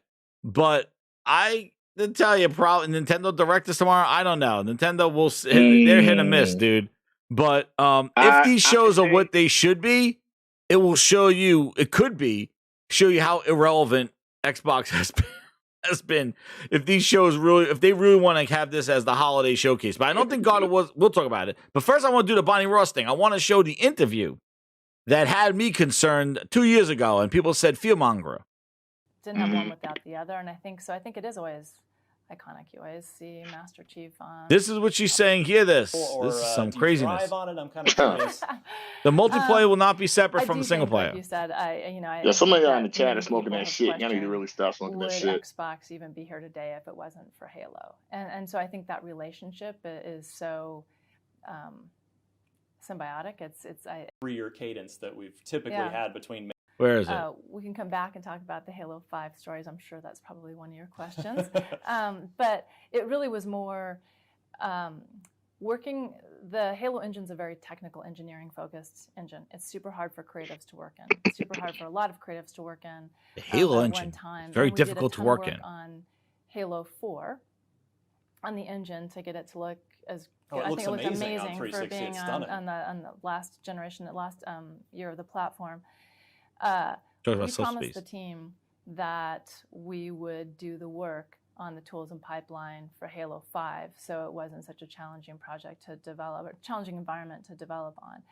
And best laid plans. Whatever your name is, get ready for the big surprise. The team, rightfully so, basically called us on it, and if we were thinking about, you can only do so much on that engine, and you have a team that is incredibly hard to do. So one, we want to do more with Halo, and two, we want to have a team that can do their best creative work within our engine. So it really was taking the time off, and as we announced the Slipspace engine last year, it is all to make sure that we're building the platform for the future of Halo. So it was a huge investment, a bigger investment than we've ever done. That engine is, gosh, 18, 19 years old. Wow. And so when you think about where we are today, we needed to pretty much redo it. And I'm really proud of what we have now, but it took a lot of work to get there.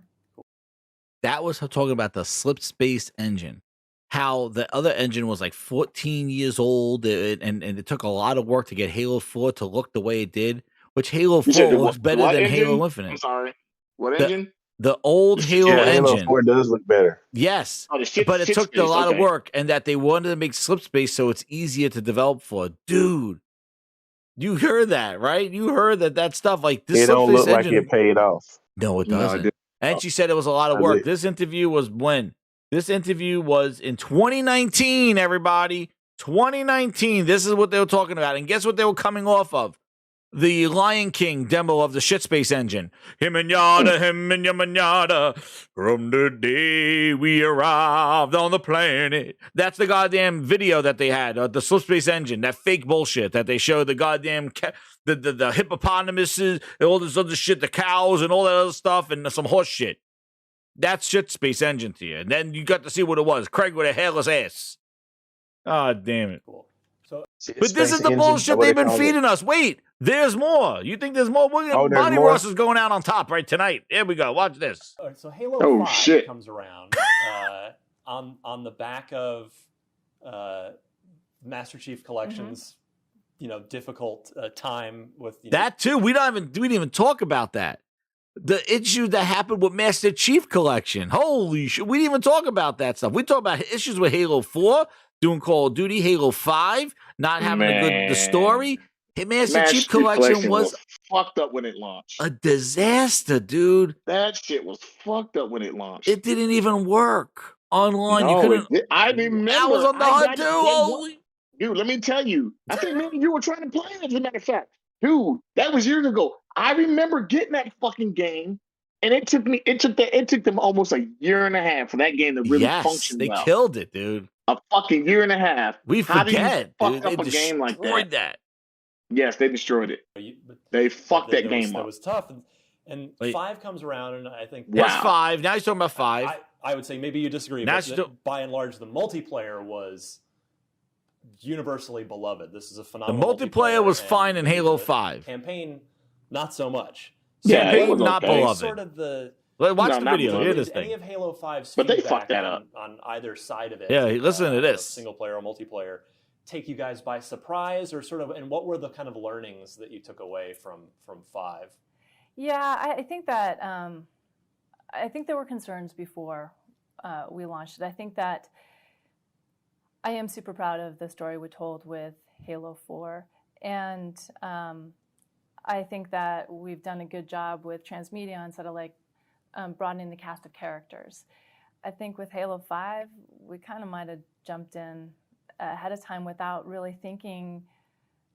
It's not that we didn't know that Master Chief shouldn't be the main character. I think we just wanted to bring a cast of characters in, and I think we basically told an overwhelming story. And I think there are multiple things I think could have done to make it a different story. I'm really proud of the gameplay that the team put together, but I would say that I think we learned a lot, and hopefully you saw that in the last year's E3 trailer on making sure that we really understand and value on what Halo is. And I think we branched out, and I think there's always room to tell other stories and side stories. I just don't think that probably should have been a Halo 5 numbered story. And so I think that it's a good learning to think about.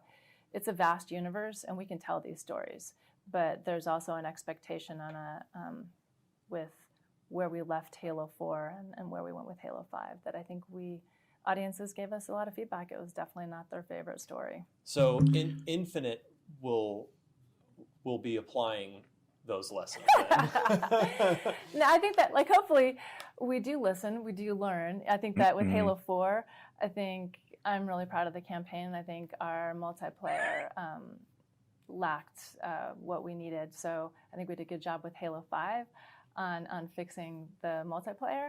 And so I look at Infinite as we're going to put the whole thing together. Well, and it's interesting because, you know... Hiss!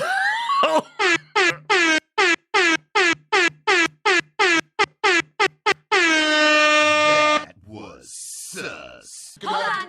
Okay. Holy Spirit, activate. Oh, no. Holy Spirit. Oh, no. Holy Spirit, activate. Activate. Yo, so twisted. We're on the Bonnie Ross. Lee is saying sayonara. But we're going back to our interview from 2019 saying that Halo Infinite is going to be the combination of the best multiplayer of 5 and the incredible storytelling of 4. It's neither. Holy crap. This is what they've been telling us. This is what I mean. Phil Ness runs deep. It runs deep. And we cannot have a show without what? Oh, yeah. It's Phil Ness. I want to thank Bonnie for all her hard work and spreading that Phil Ness throughout all the lands. I talk a mean, sensible shit, and she was there to spread it on out. Oh, yeah. But that's my Bonnie. I wish you luck. This is the Phil Ness. Now I gotta keep on this bullshit. Booty, that's one less coffee you gotta serve. Oh, yeah. But I tell you, my bullshit spread so deep, I smelled in my sleep. Oh, yeah. But we've been talking this bullshit for so long now, I don't even know what I say anymore because I'm Phil Ness. And I don't care what I say anymore. You want to know why?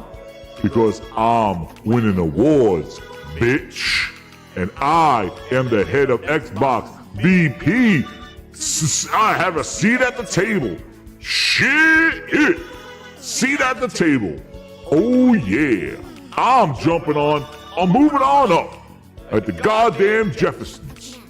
Even my buddy Aaron Greenberg was a studio bitch manager for 15 goddamn years.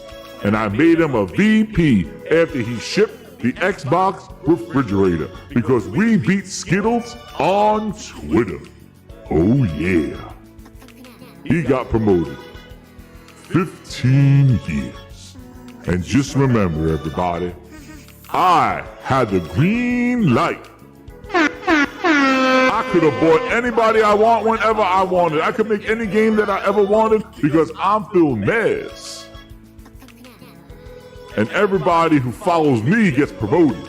So you better follow the Phil Ness. If you don't want to talk my bullshit, then their ass could be out the door. Booty, I'm not talking about you. You stay in here. 2 coffees, 1 sugar, 2 creams. My VP Greenberg wants some too. We heard you. Stay tuned. I hear rumors that I'm going to be at Tokyo Game Show. You know, I got a lot of shit to say. Maybe I'll do some interviews with some of my friends in Tokyo and talk about how I birthed them Samsung streaming TVs. Even though they probably like Sony TVs. I don't know. It doesn't matter because I'm winning awards and everybody loves me.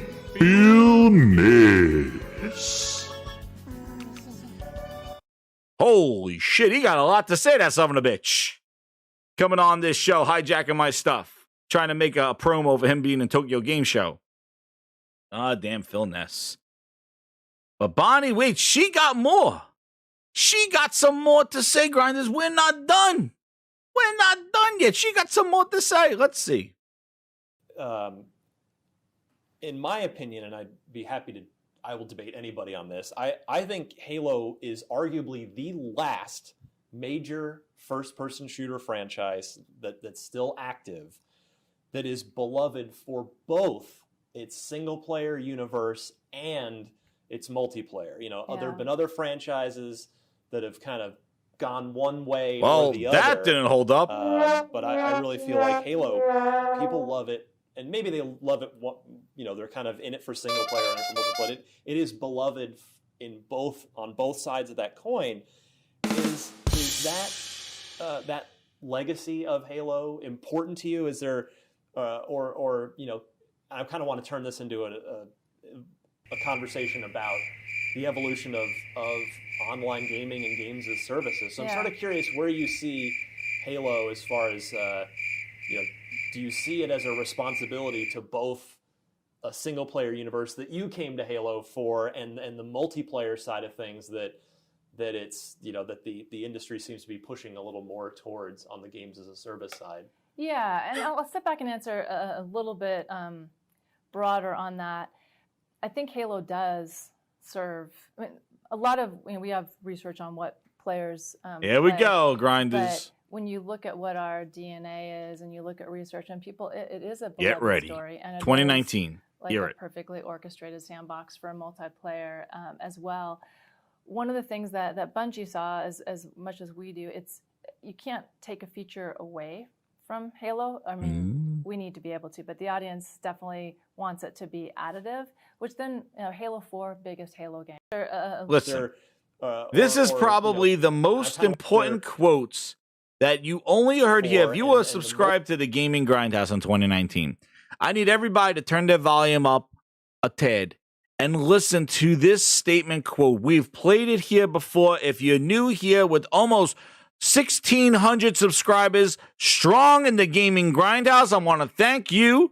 With over 230 people watching live, new and old, turn that volume up and listen to the words coming out of this interview.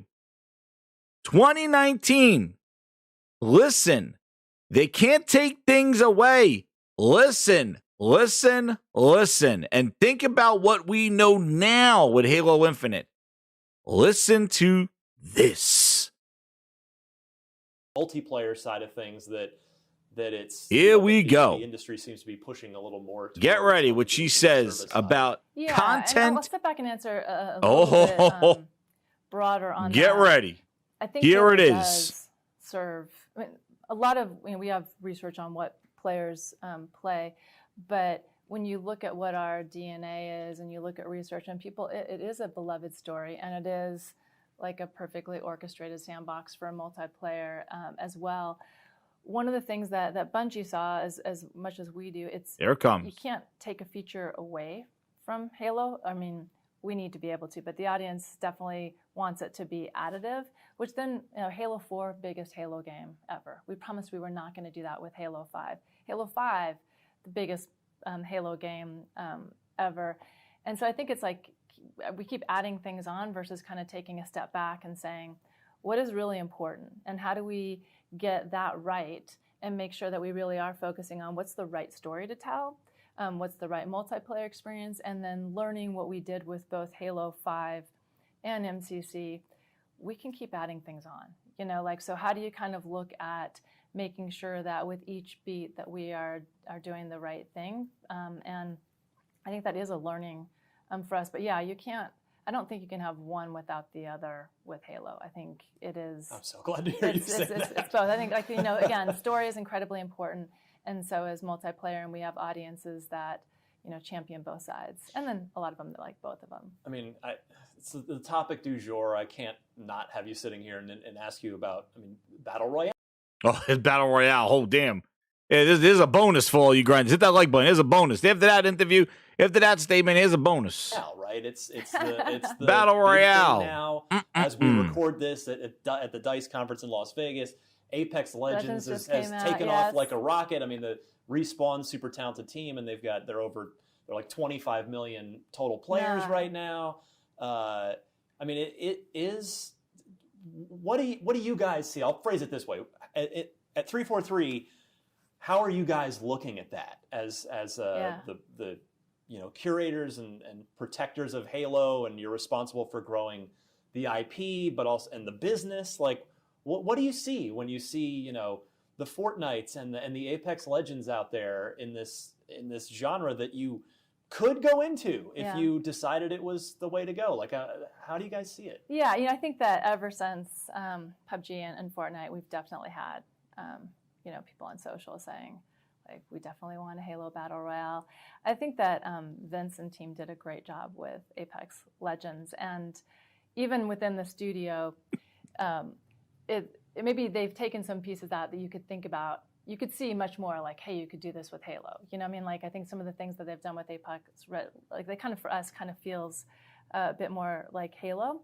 I will say that we have conversations all the time on like what the right thing to do is. Whatever we do, we have a sandbox that gives us the ability to have multiple different game types. I'm not committing what the team wants to. I mean, that doesn't want to be I think whatever we do needs to be the right thing for Halo. Sure. And so whether or not you call it the Battle Royale or how we're thinking about things going forward, the team definitely thinks about this needs to be right for Halo. And how does Halo evolve on, you know, we've got our arena. How are you looking at our bigger play? So it's always an active conversation, but not saying anything more about it. Well, right now. I mean, you know, hey, you got to. Boom, dude. You hear about the whole, this additive thing, this taking stuff away. We can't take stuff away, but we could always see what works and adds on later. Dude, it was a disaster. And it still is. Just about a year later, it is still. It's crazy, right? This is 2019. And their excuse ever since then is that it's a sandbox. It's a sandbox. We could add classic weapons after the day one guns. It's a sandbox. We could do whatever we want. And they wound up doing nothing. They used to standing there with the pants down in the sand. Head down in the sand, pants down. That's what they're doing. Face down, ass up in the goddamn sandbox. They don't know what to do with it. Seasonality we're talking about here. Are you kidding me? But she says it can't be you. And the key thing here is that we could take things away, but the players want additive experiences. So think about how much has been taken away from Halo. Think about how much has been taken away from Halo and where it's going now. And the complaint was just the story. Bob Jabroni! Yo, you want to come on? You want to go Discord? I'll invite you. That's my cousin. Cousin Grinder. He's pissed off about Halo. You're my number I'll one tell you customer. that. Me and him waited out overnight for Halo. And he is pissed. He's been texting me going, I need to talk about this thing. Bob Jabroni, I'll tell you. She's truly a piece of junk. Good riddance to her fake. Oh, shit. Oh, damn. Grinds my geese family rocking crazy. He goes, good riddance with her fake family cop-out issue. They ruined one of the biggest franchises, and she was at the helm. I told you, dude, the Grinds family, they don't mess around. You want to come on, you let me know, Bob Jabroni. You don't mess around. Told you, man. Halo runs deep in the Grindhouse. And this is some horse shit. And I've been talking about this thing for years before this stuff. Cousin Grinder, get his ass in here. Cousin Grinder, I'm telling you, man, the Grindhouse family runs deep. Halo was a staple. We waited out night for Halo. We were, man, cut the hell out of here. This is bullshit. And to see these people on Twitter saying, it's just Halo, fix it. Dude, you don't know. You let me know. You hit it up. Whatever you're on Discord. Where is this? He's coming! Guys, you're gonna meet Cousin Grinder. Oh, damn. My Cousin Grinder. The two Utes. This is a special show tonight. He's coming. He's pissed. He's been wanting to come on this show. Finally got him. Let's get him in here. We're going to call him Cousin Grinders. Family's coming on this show right now. Get ready, guys. He's going to be pissed. I'm going to just let him go off. I'm going to play the friggin' Grindhouse Fireballs. Where is it? Let me get him in here. What the hell's my thing? He says, he texted me. He's coming. Hello? He's coming. Where is it? Oh, here he is! Cousin! What's up, man? Yo, can you hear me? Yeah, I can hear you. Yeah, I'm on the AirPods right now. I had to step out of the bedroom. Dude, it sounds good. Sounds good. So you believe this thing? Man, you going wild about it. I to be honest, I want a public execution. Oh shit! Yo! Whoa! Wild. Yo, you believe she did all like this stuff? It's crazy, right? We've been jerked around for the past 10 years. 10 years. Why now did they decide to turn around and change the whole thing?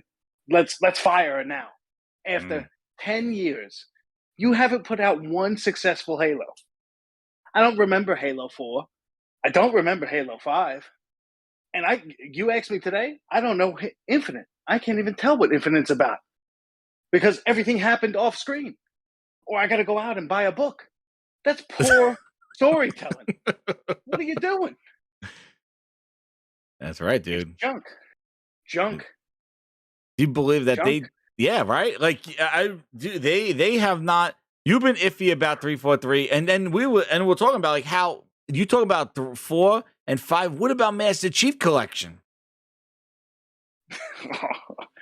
I remember I was a mailman at the time, and I was coming home from work, so excited to play, and I couldn't.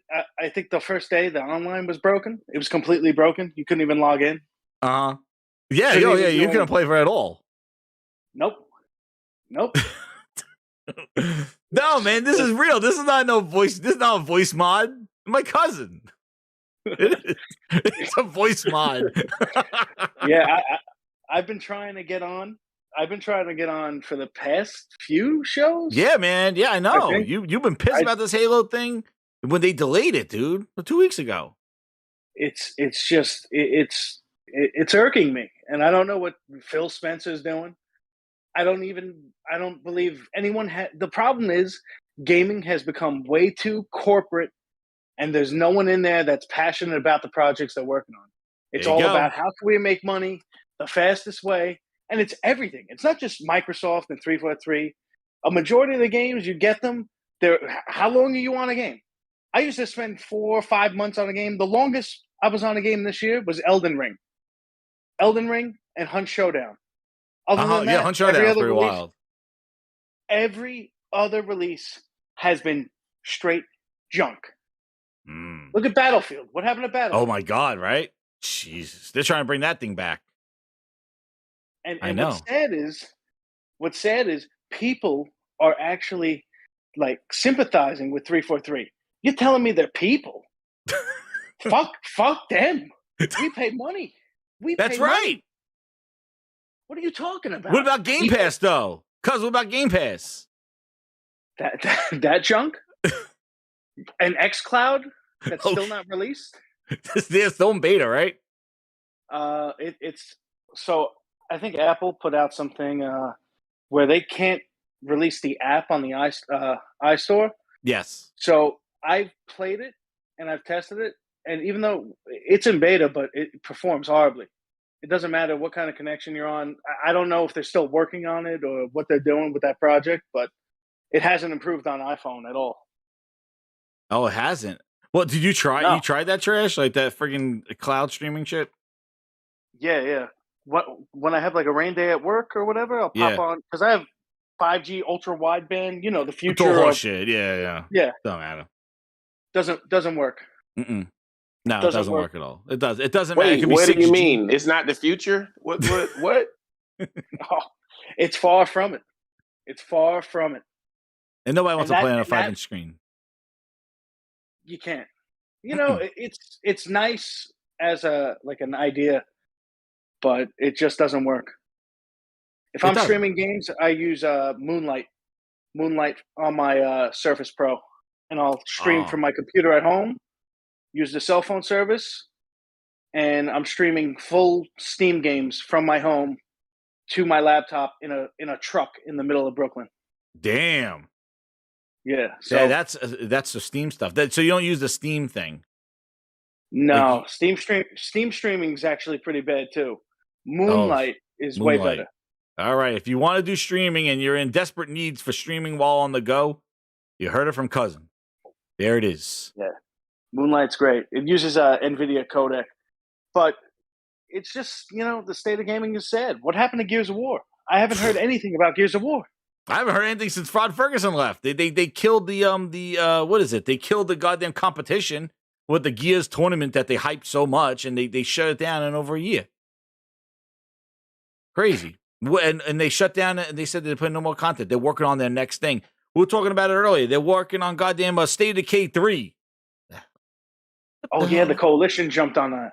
Yeah, what, to do the water? Remember they were doing the water? What were they doing the water for? What game was it that they worked on the water? What the hell game was it?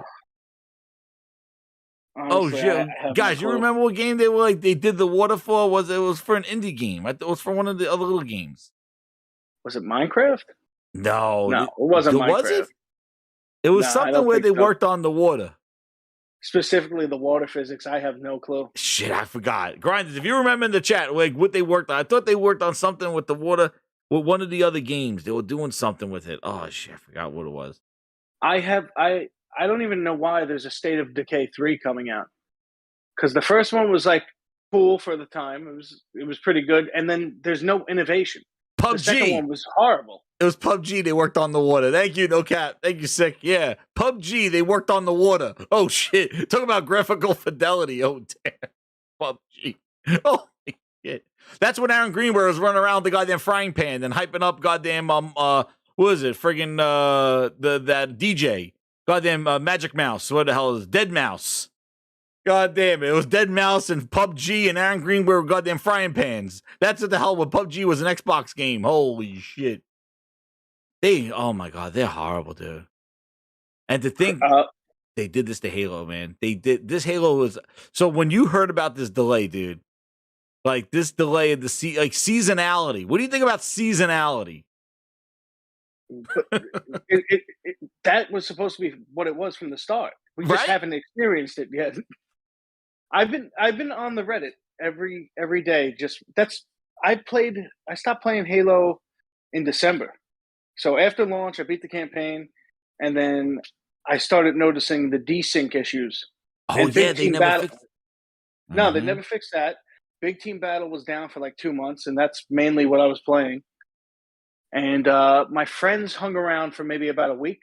I did about 2, and I haven't played Halo since. I haven't bothered. They have nothing to draw me in. The battle pass is garbage. The you don't want progression elbow system, pads, knee pads. No. I don't want to buy a color. I don't know how right. They still didn't unlink they didn't unlink the colors either. And it's just shocking. It's shocking. And it's crazy that you could go to MCC today, and MCC has better support than their latest Halo. That's right. MCC has so much more content than the latest Halo. So is there 2 different teams? What's going on there? How do you have better support for an older game and more content for that game than you do the supposed next generation? Exactly. Like and I said this before when it was coming out. I was telling you, like Halo Infinite had the biggest competition ever, and that was Master Chief Collection because they finally fixed it. They had the leveling up system, all those kind of things, and then they just dropped the ball with Halo Infinite, thinking like, who's just gonna migrate over there, dude? Nobody's gonna migrate over there when you got Master Chief doing that stuff. And then they kept adding content to Master Chief Collection. Now, did you hear there was a rumor that they might add a goddamn microtransactions to it? Yeah, they're I've read that on the Reddit that they're supposedly adding it in for, I think, some sort of like FOMO kind of thing. Some FOMO where you could buy those points. So you earn the points by playing. I guess they're adding in something where you could buy the points and stop playing, so you don't have to play as much.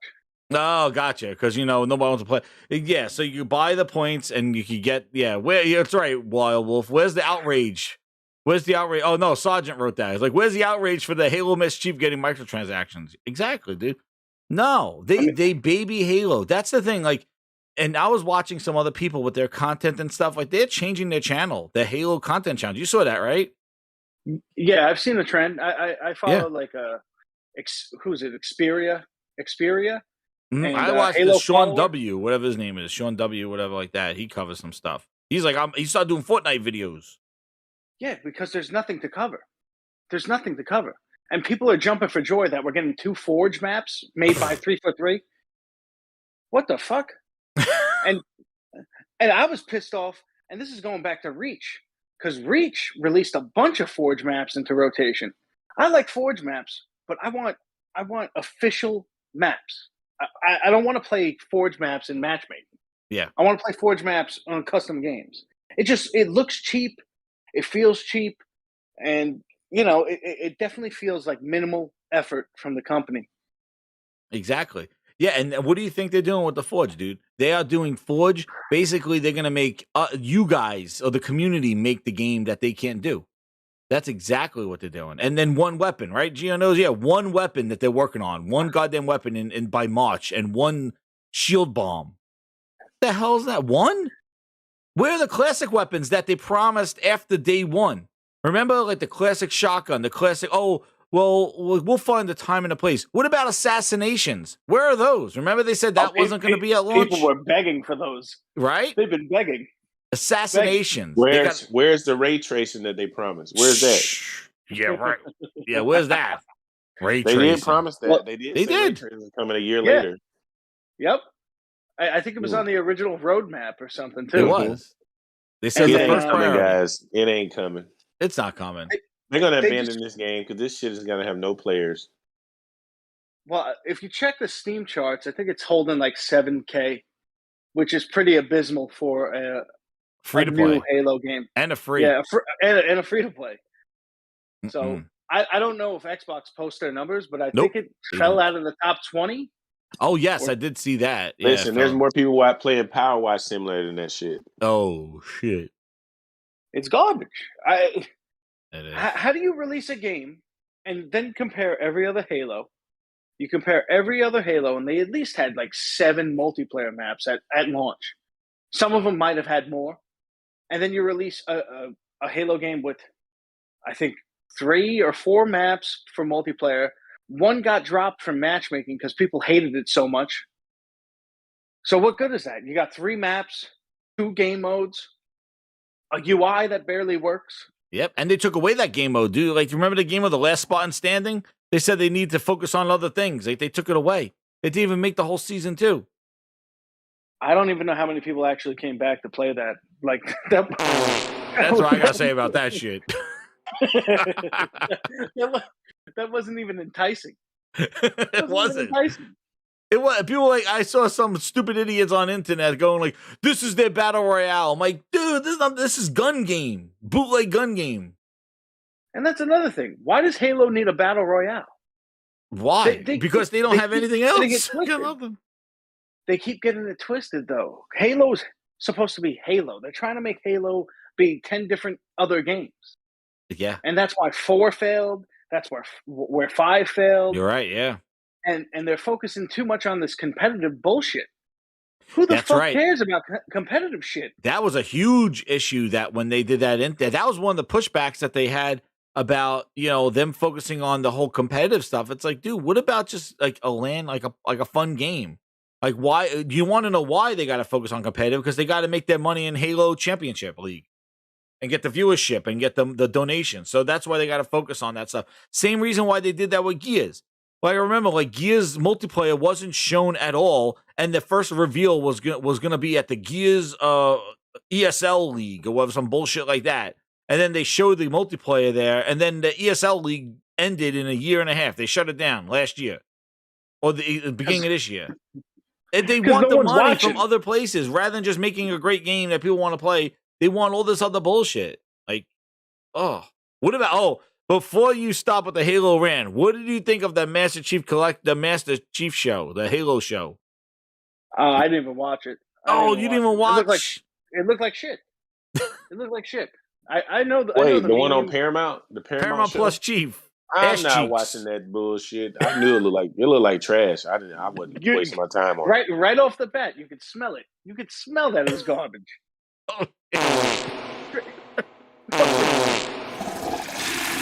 That's it, man. They're just out here trying to squeeze it. They're trying to get every ounce that they can. And honestly, you could do so much with Halo, but I just don't know what they're doing. People want Halo Wars 3. They want Halo Wars 3. You could do an ODST 2. Yes. You could do another game focused it's on got the to other fit. Spartans. Nah, they don't want to do that. They want this damn Game Pass shit, man. It's got to fit the Game Pass model, whatever they do. Yep. I hate that. I hated that show, man. Master Cheeks, I couldn't fucking stand it. Master Cheeks. Dude, I remember when we went crazy that he took off his helmet, and then like by episode 5, he was Dude, I butt-ass fucking naked. lost it. I lost him when he took his helmet off, and then he's fucking butt naked. I was like, yeah, I'm not watching this anymore.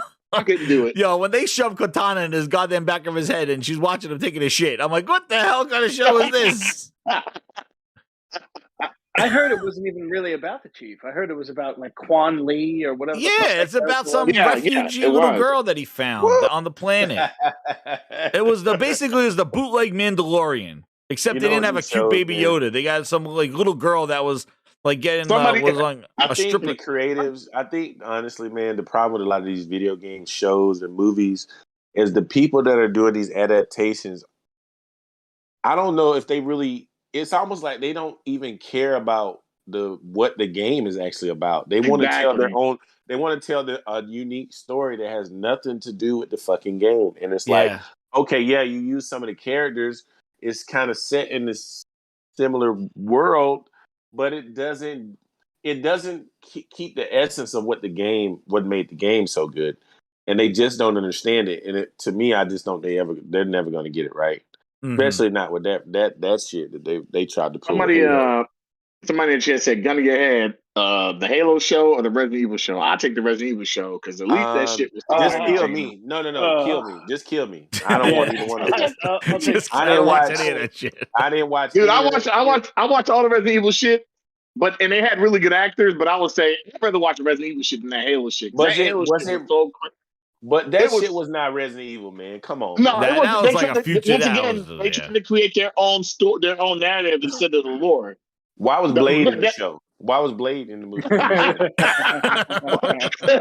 was Blade Wesker. It was Wesker's Blade. Yeah, and to be honest, oh my god. Welcome to Raccoon City, the movie that came out, like a year ago? Yeah. That was actually way better than that garbage show. I thought so. I liked that Welcome to Raccoon City. I thought it was interesting. Wait, which one was that? That was the one where Claire Redfield starts to find... That's the one where Leon is a drunk. I started watching all that Resident. I saw the second Resident Evil movie from back in the day. It pissed me off so bad that I was just done with it. You know what I'm saying? Because I love the franchise. But I'm not watching none of the movies, none of those shows. I'm done with it. They're not going to make a show that's really based off the video game. I've accepted that, and I moved on with my life, and I'm done with it. You know. Yo, Toolman says he has a hot info here. He says he watched the Xbox-centric podcast and heard that 4 different people say they sold their PS5s and they're done with PlayStation. Yeah.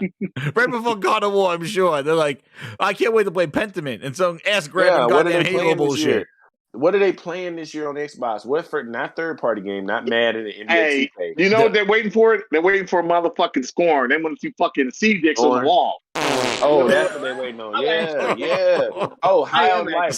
They waiting on High on Life, man. That's what they waiting on. Hey, time out. Hey, High on Life, man. We can't talk about that. That game is I don't know I don't know. Maybe I like Rick and Morty too much, but not from that gameplay demo. I just saw the bullet. I'm interested in it, man. Dude, you turn on your Xbox, it is the boot up sound. They got that common humor, man. Listen, man. Well, the enemy wasn't reacting to any of the bullets that was hitting him. He just was flashing red. No bullet damage. Fighting this little small ass arena. It looked like the type. It looked like it was an old school N64. It was an old school N64 game. That's why it looked like. But what I'm saying is, but it has better visuals in the N64 game. But it looked like something we would have been playing back then. Like it's not. They need to show me a little more because what I've seen so far, I'm not impressed. What, a Scorn? That High on Life. It looks like High on Life. It looked like a Game Pass game though. Oh God. Oh yeah, it's coming to Game Pass. That's why I'm not buying it. It looked like some Game Pass. I would never. This is the first time that I actually subscribed to Game Pass just for that fucking game. I'm never gonna subscribe to that dog shit ass service. Until they put some games in there, dude, like real games. Hey, it only cost me $1, and as soon as I finish, I'm like, I'm not supporting that, man. It's driving Xbox into the ground. If I give them money for that, I feel like I'm supporting it, and I just can't do it. It's ruining. They sold their PlayStation. They got two Xboxes. Wait. So let me ask a question. Should I just buy the game and support the game as it is, or don't buy it if you don't? No. If the game is shit, I mean, I'm gonna wait for reviews. If the game is pretty much, if it seems like fucking reviews, man, you can't. No. We're talking too much about. No. What I'm saying is, if people that I know that aren't fucking fanboys are playing it and they think it's a good game, I'll get it. They said Deathloop was game of the year, and I bought it. And I was oh my god! Do you hear that rumor thing about Deathloop? It's gonna get stealth dropped. Oh my! in Game Pass, like stealth drop, this weekend. Okay, let me ask you this question. They come up with bullshit, dude. Everybody comes on these Xbox shows. They just come up with random ass shit. Jez, I got a question for you. Have you thought about this? Because I own Deathloop. How's that game going to play on the Xbox when the controller on the PlayStation is really the main feature? That game is going to play that. It's going to play with all those features missing. You don't have none of the DualSense features in it. Oh, that DualSense makes that game very different. Very different. Even the walkie-talkie shit came through the speaker. Gun jamming, the gun jam. You won't have none of that on Xbox. So good luck with it. That's all I can say. Yo, you believe that they're just gonna stealth drop that game not even that would be hilarious that they just drop it hey, it's coming out Tuesday or something like that. I know the game doesn't need PR, but it's hilarious that the game is owned by them, like Bethesda, and they're just gonna just drop it. Dude, it is so. When did it come out on PlayStation? It came out. They're saying the reason why they're saying it's going to Deathloop is going to come out on Xbox is because they said 1 year exclusive in the fine print. 1 year exclusive, right? And they're going based off the release date of it. I think it came out in September. All right, well. Oh, so it came out a minute ago. Last year, September last year. So that's why they're thinking it's going to launch in Game Pass this year because it's going to be some stealth drop. And guess what? It was and just take note of this, right? Nobody is talking about Deathloop. Watch if it stealth drops on Game Pass. Watch the clowns. Where's my music? Watch the clowns talking about how this game is great. It was the 90-year game of last year. We got it this year. Get ready to hear the friggin' clowns. Nobody's even mentioned this game. The only reason why they mentioned Deathloop was because it was a Bethesda game and it had a 90 Metacritic and it was part of their publish, even though they couldn't play it. It was part of their goddamn list. And nobody talked about it. And watch when this thing drops. It's going to be the best holiday game they ever found. I'm done with Bethesda. I bought fucking Ghostwire Tokyo and Deathloop, and both of them games was ass. Suck, dude. I played both of them. Garbage. I hated Deathloop. I stopped playing it after a week. I'm like, this is the stupidest game ever. Did you play Ghostwire Tokyo? Yes, I purchased both those games. Ghostwire, oh my god! That shit was worse than Deathloop. Oh, it was worse than Deathloop. I'm playing through it right now just to finish it. Just because I couldn't even finish it, dude. I cannot. I got it on sale, and I still feel like I didn't. That's when I got it. I got it on sale. And I was like, yo, this game is not good. The reason why I was interested in Deathloop is because I was off the hype of Returnal about the whole replaying things and doing things. And Deathloop just did it wrong. It really was replaying the same position where the same people are. And it was just you had to be there at a certain time of day. And the thing that broke the game for me was that I completed the mission. So I had to steal one of the guy's orbs or whatever from the mission. I had to sneak into the masquerade or whatever. And what's crazy is that I teleported out, killed the guy, and took the mask, got what I needed, and extracted out. And it didn't give me credit because I didn't do it in the way the game wanted me to do it. And I had to do it. I had to kill him in a certain room because that will open up the storylines. And that pissed. I was like, I'm not going through this again. It should be awesome, like Emergent, where if I happen to kill him and do it in a way not part of the mission where the mission's telling me to go, and he just happens to be there, and I got it, and I extract it out, I'm done. The mission should just give me credit, and I move on. It didn't. And that it was no, you got to do these things because that triggers something else on the time. Done. I was done. I was like, this is bullshit. And I was done with it. That was a month in, a week in or so. I was done. Because I'm like, this sucks. I'm not going through the same. You want to hear something crazy about Deathloop?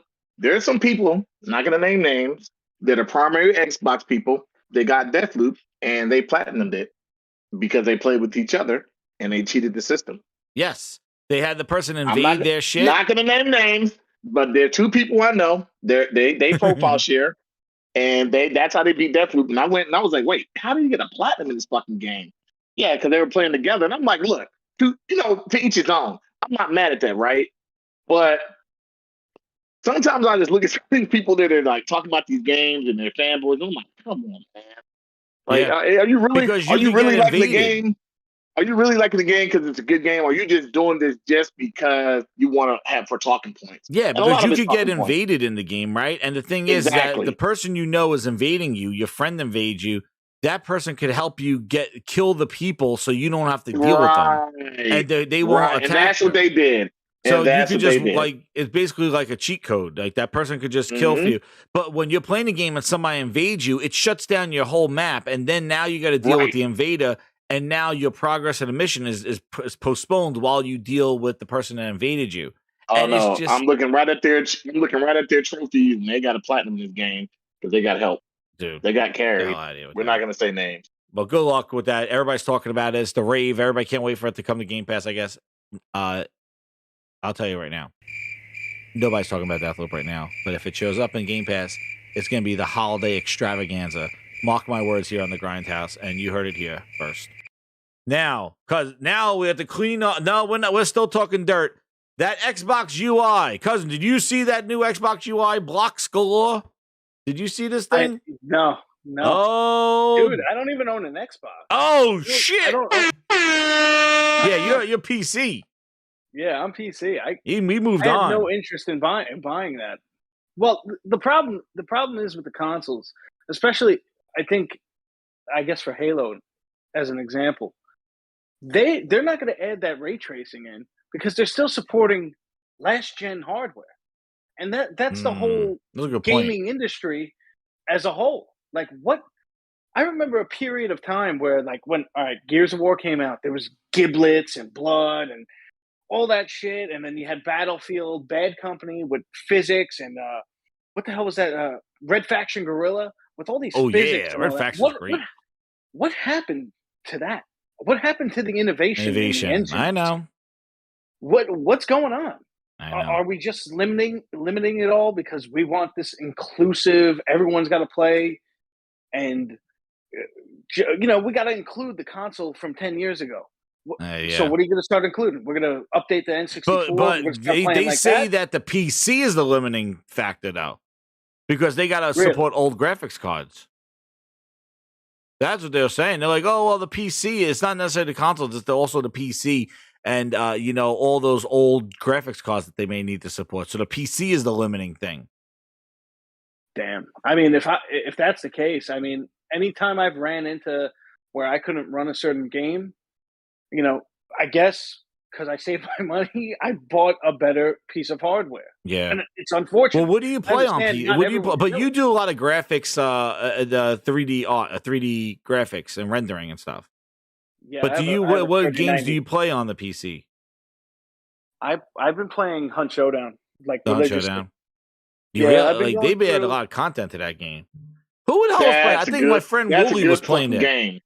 Wooly was was playing that game. It is. If you got a good team with you, because I got that game on they haven't done a PS5 version, but I've been playing it. But it's crossplay.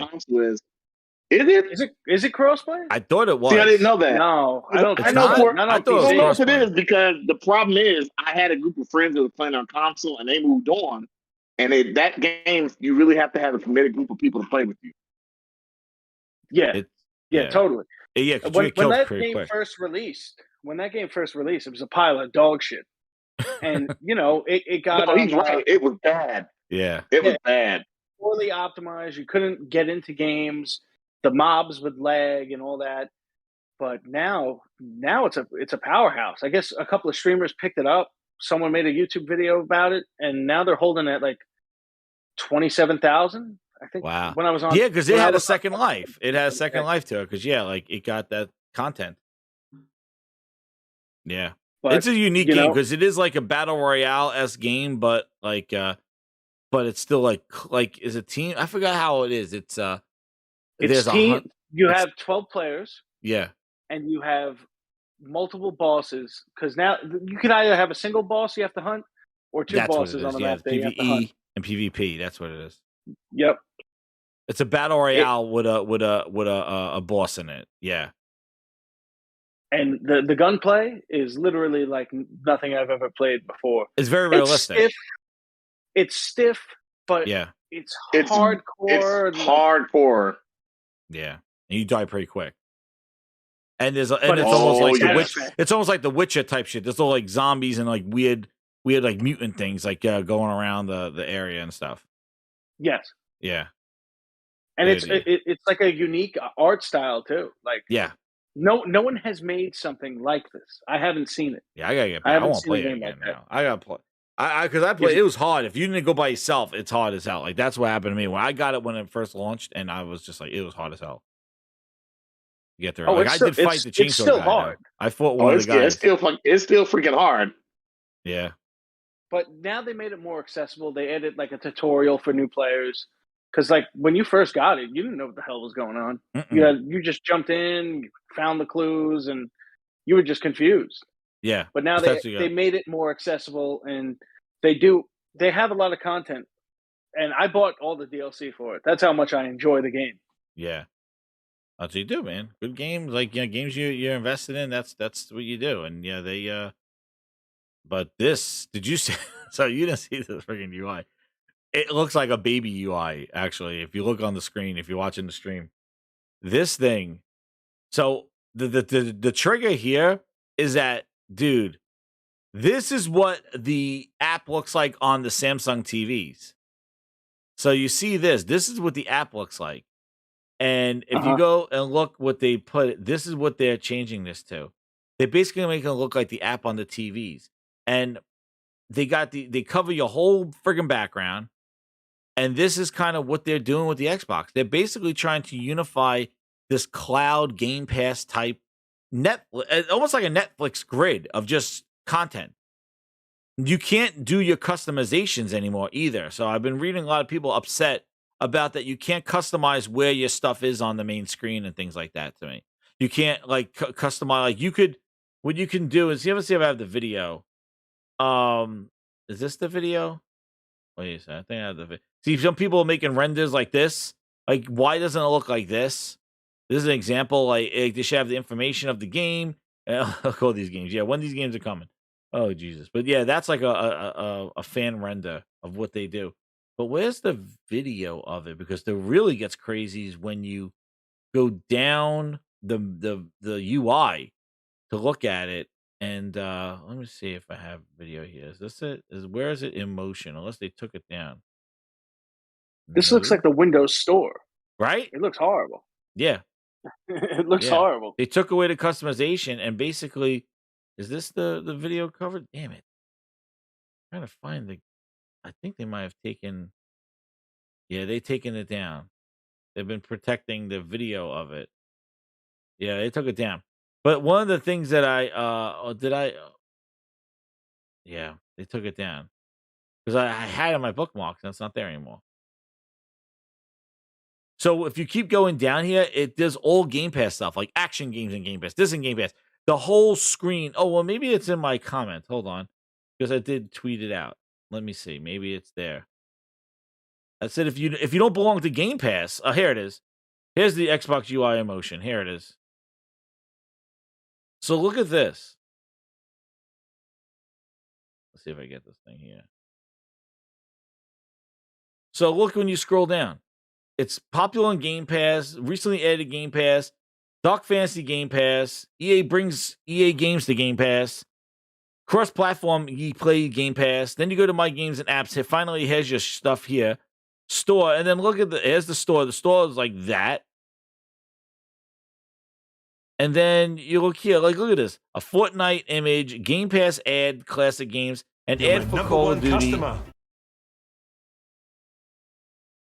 But what's crazy is if I'm going to try to go slow through here, like when you scroll down, look, most popular on Game Pass, recently added to Game Pass, action adventure games on Game Pass, Dark Fantasy on Game Pass, nostalgia, EA games on Game Pass.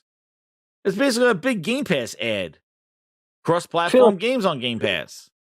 It looks like it takes too long to get to what you actually want to do. It's all ads. The whole screen is covered with games in Game Pass. Like, that's the whole thing. I'm like, well, what happens if you're not subscribed to Game Pass? How useful is this is the Xbox UI?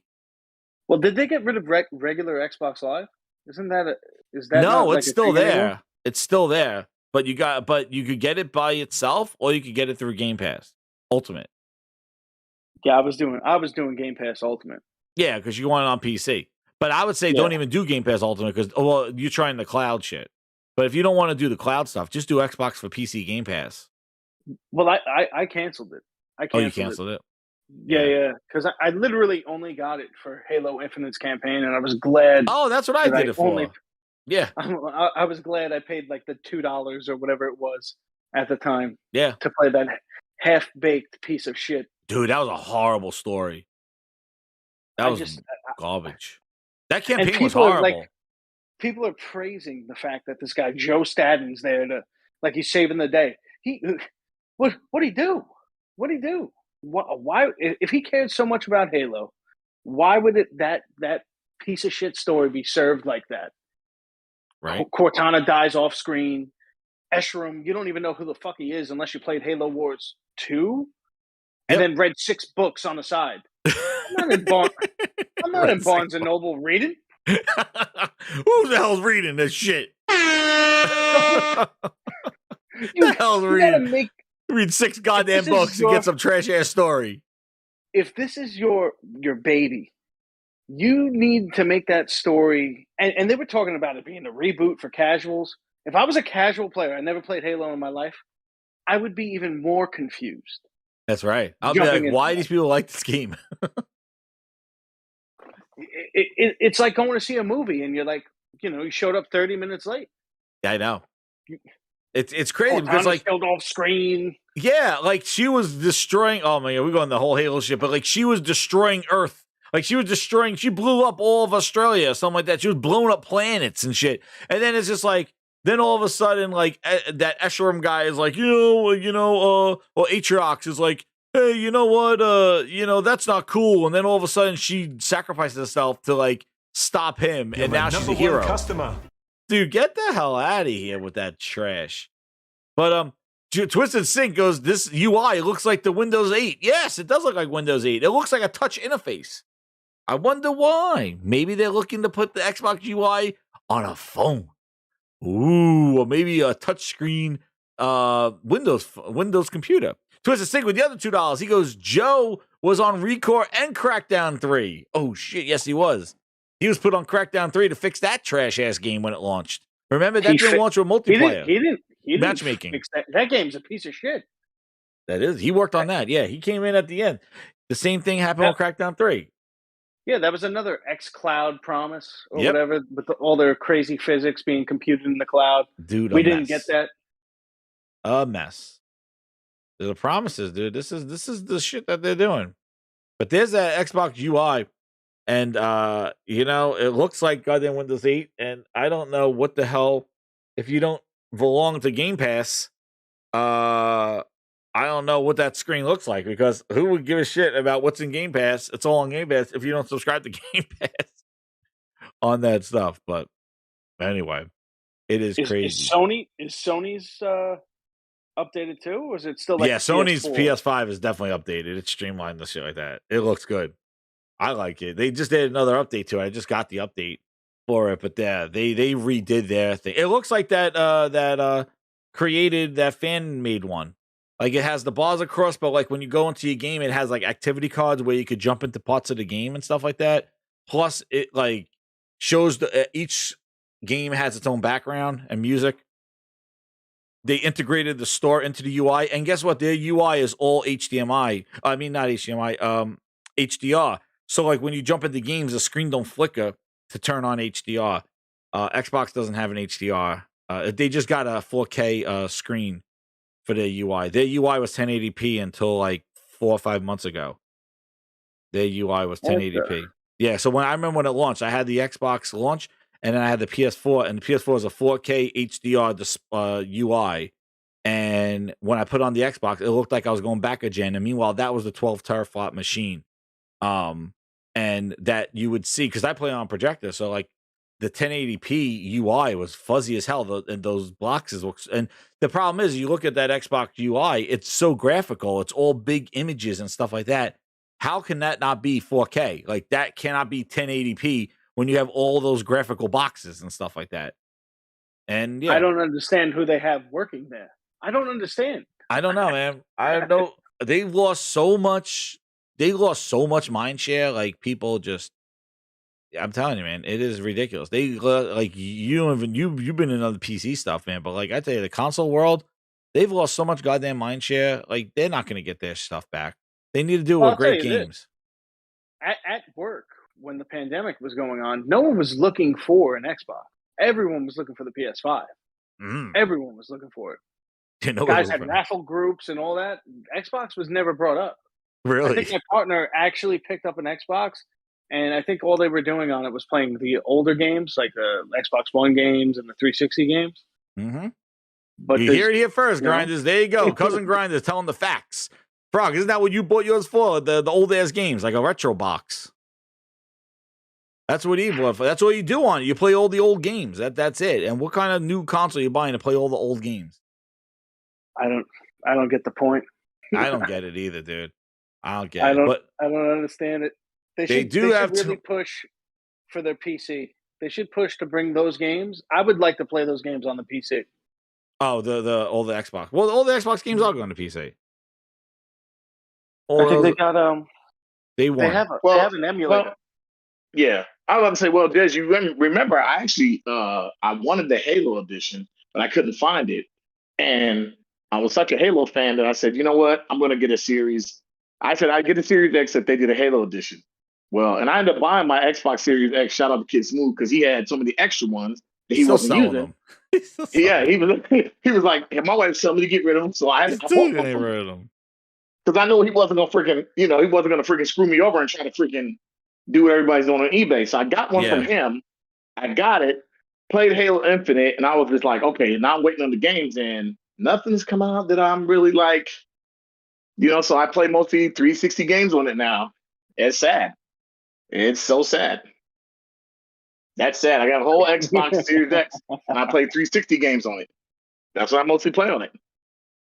Now, did they add any fancy shit like upscaling and any sort of enhancements to those? Yeah. So games? Okay. So some of the 360 games and Xbox One games, they have what they call they're optimized for Series X. So some of them they'll do like I guess like a 4K and they do a higher frame rate, but it's far and few between. You don't know what you're gonna get. It's kind of like you put a game in and it may just run at like that better frame rate and that better resolution, but the reality is they're not going in there like Sony and doing like their own versions of it.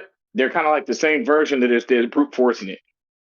Like whereas PlayStation, from what and maybe I'm wrong, PlayStation seems to do their own rendition of it, or companies may do their own rendition for PlayStation 5, whereas it seems like Xbox, some of those games are brute force. It's like whatever the system can do, because it's so powerful, it is make the game run like that. And I'm like, okay, that's cool.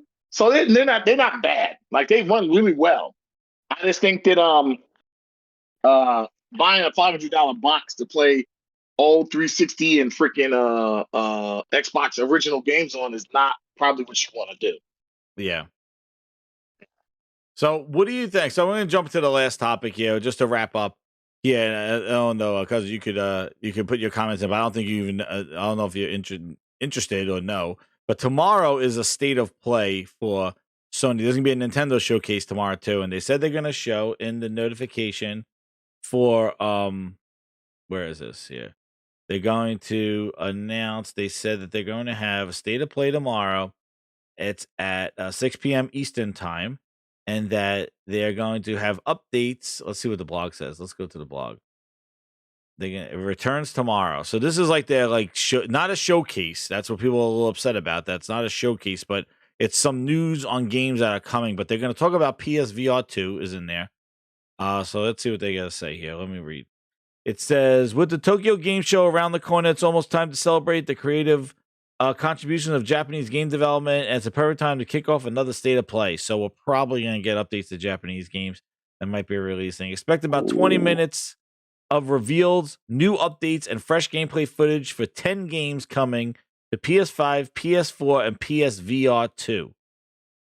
That's all we got. And we have some updates from our Japanese partners, along with a few other surprises from developers all around the world. So it doesn't seem like it's only just the Japanese developers.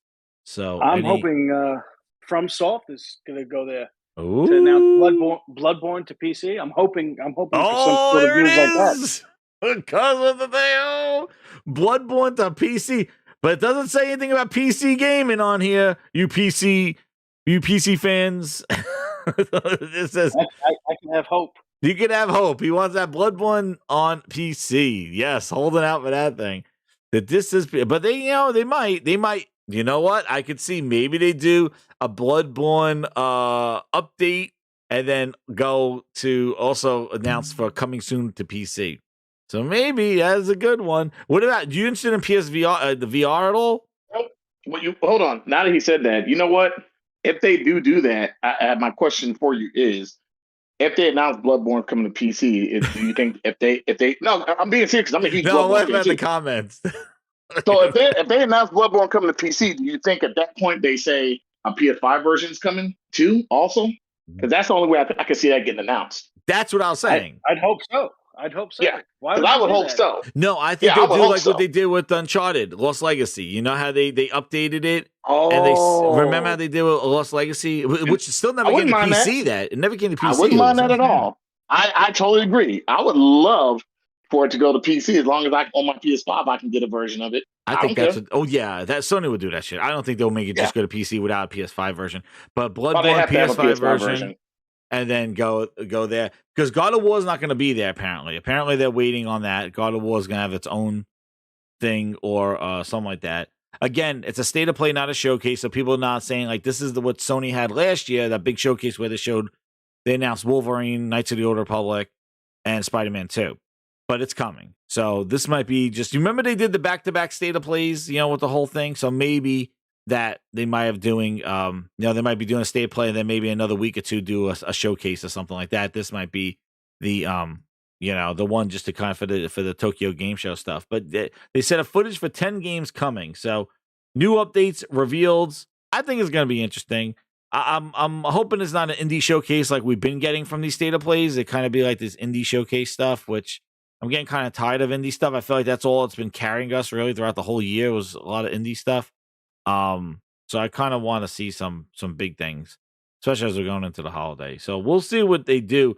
Any other predictions? What do you think they're going to show for PSVR 2? I think they're going to show maybe Horizon gameplay in PSVR 2, but maybe that, and maybe some.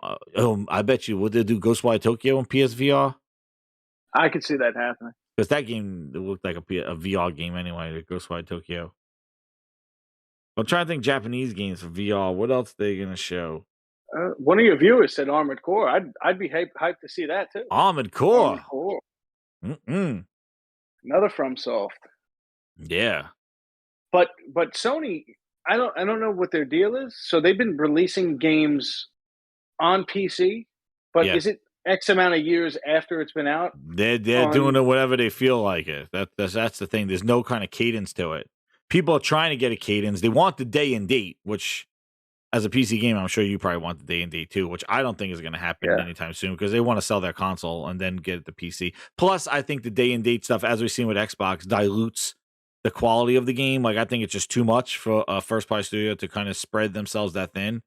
And I think they should focus on console, like their hardware, and then make sure that the PC has all the things they need because I think the PC ports have been getting better. With even though Spider-Man I heard crashed a lot. Like, you try Spider-Man? No, I have it on my wish list. I'm trying. Okay. I'm slowly moving through games. Yeah, almost done with God of War. Oh yeah, how did that play on there? What do you think of that? Did you play it before on PlayStation, or you just only had because you never had PlayStation? You just had the PC. Oh no! I have a PS4. Oh, you I do? Played games on like I bought certain games like twice, like God of War. I bought on PS4 and PlayStation and PC. And I stopped playing on the console because it just looks horrible for me. Yeah, well, it's on PS4, yeah. I can't deal with it. Same thing with Red Dead Redemption. I bought it on PlayStation first, and then it came out for PC, and I bought it again, and I just stayed on PC. Yeah. I mean, I think it's the right move. Yeah. I think they should put more of their games. I got is it Death Stranding? Yeah, Death Stranding. Yeah, I got that on PC too. Yeah, and it looks phenomenal. Yeah, oh yeah, I'm sure it does. But it's able to. But you see, like what that diluted stuff is. We'll see what they do with the. I don't think they're going to be doing D&D. They're saying get a damn PS5, cuz he's in that PC world, dude. He's one of the. He uses PC for a lot of things. I know, but PS5 is pretty awesome. I'll tell you that though. But I'm, I got the PC gaming stuff, but I'm not into it as much as you are with the PC gaming. I'll dab into it, but I like sitting back, big screen, chilling out on the console. But I know you get more with the PC stuff. But I can't stand. Yeah, I think if you're using your PC for multiple things, I think that's a good way to go. Because when I always talk about PC and I said I will never go, if you're using it for so many multiple things, it's the way to go. Yeah. But I don't think I could just use a PC for gaming. Not for me.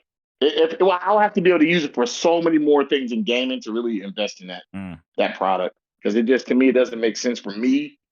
Where I know I'm going to game on my console, and that's all I'm doing. That's all I want to do on my console is game. But if I'm on my PC and I'm doing work or I'm editing and all that, then yes, I would definitely say it's the place to be. What graphics card do you have? I have a 3090. Oh shit! How did you get one of those? Full of a truck? I got lucky with Micro Center. I actually I bought a 3070 at first from a 1080 Ti, and then I walked into Micro Center getting some 3D printer stuff, and they had a 3090 sitting there, and I just impulse bought it. Oh damn! Yeah, that's the way to go. So you didn't pay those crazy prices with all those like scalpers and shit. No, because you got right at the store. That's crazy. Retail. Retail. Everybody's like pause. Now he does. What you use a Blender, right? You were showing me all the stuff you do with Blender. Yeah. I do some 3D design stuff for 3D printing. You're trying to make a game, right? You're trying to make a game. I was getting into it. Yeah. Yeah. I have I don't want to say the idea on here. Don't say the idea. These grinders will steal it. Stay away, grinders. It's cuz. Yo, what's up, Salty? How you doing, man? Keep away. Family first. But yeah, he was showing me some crazy things that he did on Blender. But yeah, like, dude, it is it's pretty awesome. And then would you 3D print it? Yeah. Do you have what do you use? A PLA? Like you use you don't have a Ryzen printer, right? Like you use the PLA? Well, I have I have PLA, Apache, carbon fiber. I have I have a completely custom machine. Holy crap! Did you build it like with parts? Yeah. Damn, that's crazy. Yeah. That's hardcore. He's hardcore. He built his friggin' 3D printer.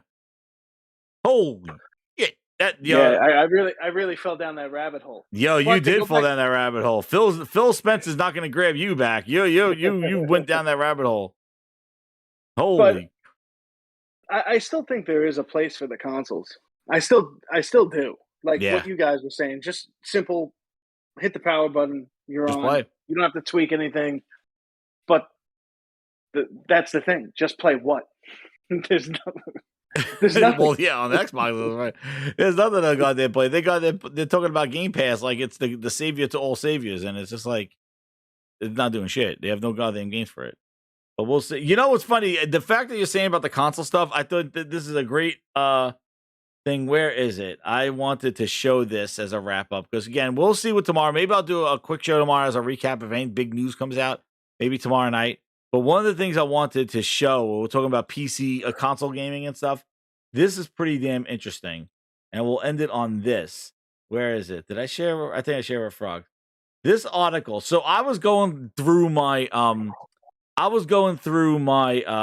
what the hell was it? It was my friggin' drive, and I had, for some reason, when I was back at writing articles and stuff, this link I had, and I clicked on it, and I was reading it, and it says why console gaming is dying, and the year is November 9th, 2012, about 10 years ago, right?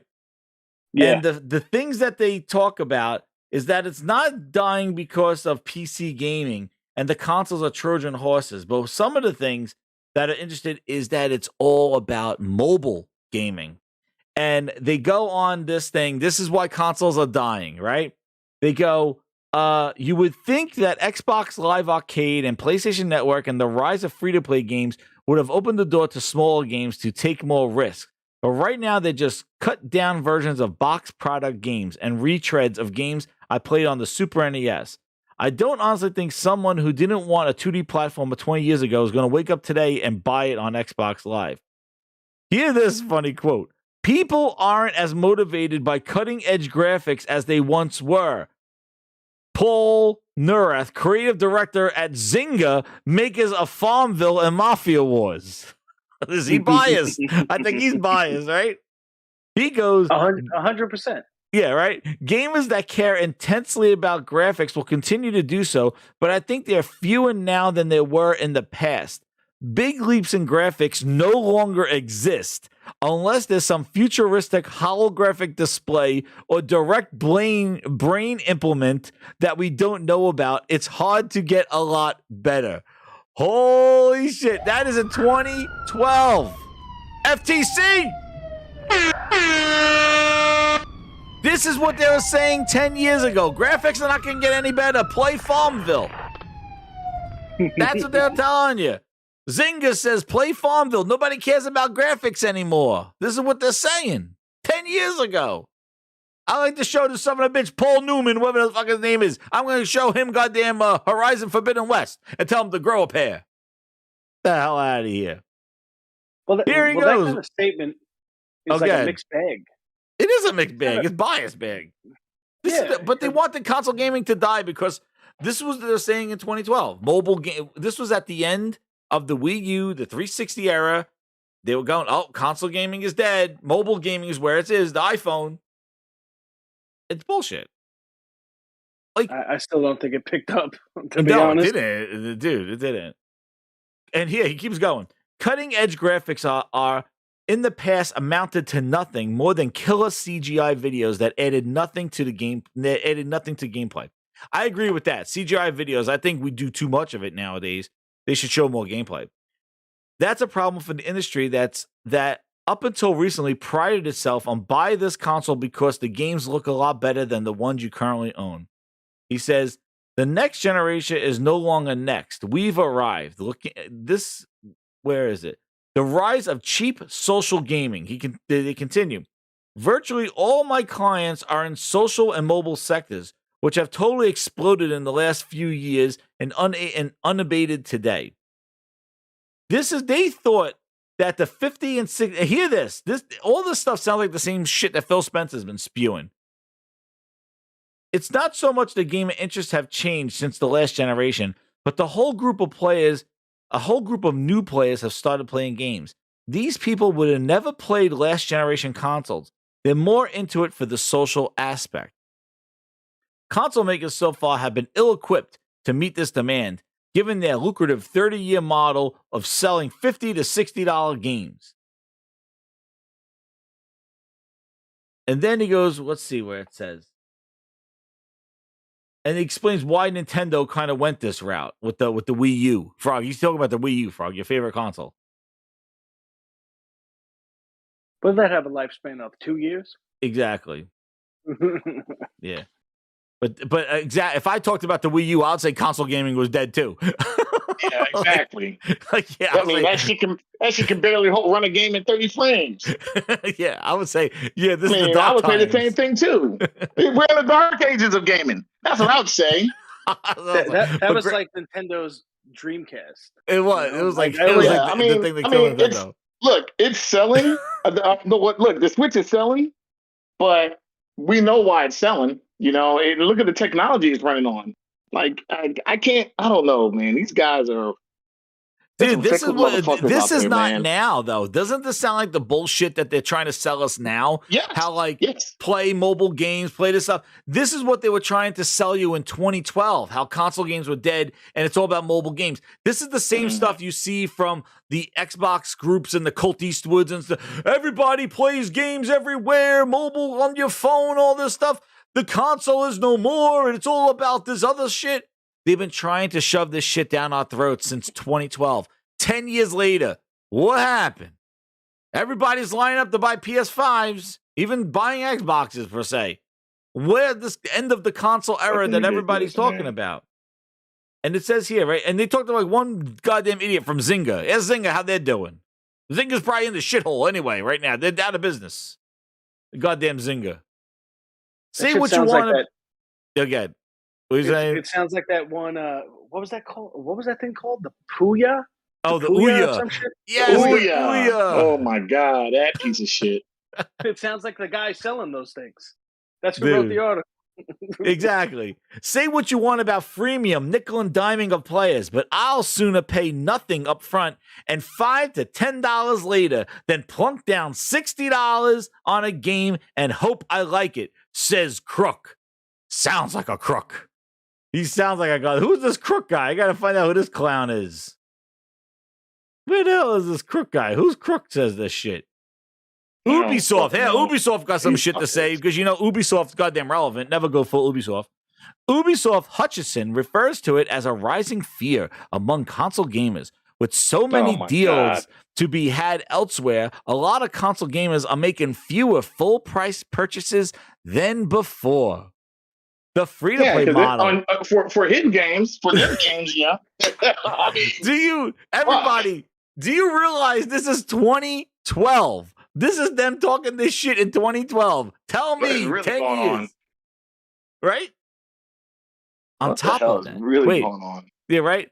On top of that, the free-to-play model has certainly impacted the industry. On top of that, 99-cent iPhone and iPad games are also taking a toll on the perceived value of dedicated gaming systems. Even PC games go on sale for as little as $5 to $12 occasionally, a trend that has breathed new life in PC gaming.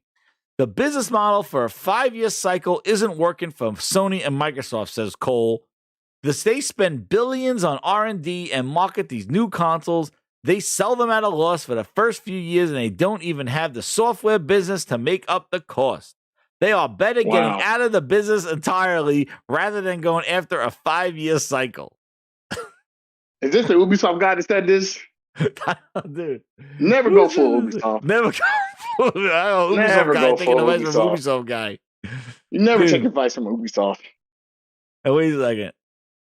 I want to know who is that. Take advice from Ubisoft. No, this is all fucking Zynga. Farmville. Remember, what happened to Farmville? Is Farmville still 10 years later? Is it still around? You guys are the ones that left. Everybody else is playing AAA games right now. You guys are playing Farmville. Tell me the relevancy of Farmville today. I'm sure I made his money back in the day. Did Phil read this? Phil read this article to birth Game Pass. Phil took the bait. This is all bullshit bait. Because we know 10 years later, a decade later, they're still trying to shove this horse shit down our face. They're trying to willing it to happen. They're willing it to happen. And my whole comment to this, what's up, Nassim? My whole comment to this is this shows the ignorance of the gaming media and the gaming perspective of what we do. This shows the ignorance because I would say, why does all gaming need to go through Zynga or Game Pass or the cheap ass route? We sit here and say, well, wait a second. There is a cheap ass Toyota and there's an expensive cars. Like, why can't there be expensive stuff and low cost stuff to satisfy every type of gamer? Why does it have to be this low budget bullshit in order to get to the masses, to the world? You could say, why is there a Gordon Ramsay steak burger that costs $30 when there's McDonald's on every corner? There's a difference in quality, and you pay for that quality. Why does gaming need to be different than this? Why does gaming need to be, in order for everybody to play, we got to be the cheapest bullshit that we need to be? That's what they want it to be. That's what they're trying to sell it as. Cheap-ass bullshit gaming is the only way to get to the masses. But when you release quality, then how the hell do expensive restaurants stay in business if they're not marketed to the madness, the masses out there? Why they got a $50 hamburger, $200 steaks and stuff like that? How do they stay in business? They're not marketing to the masses. Their food is not accessible to the people that are spending McDonald's.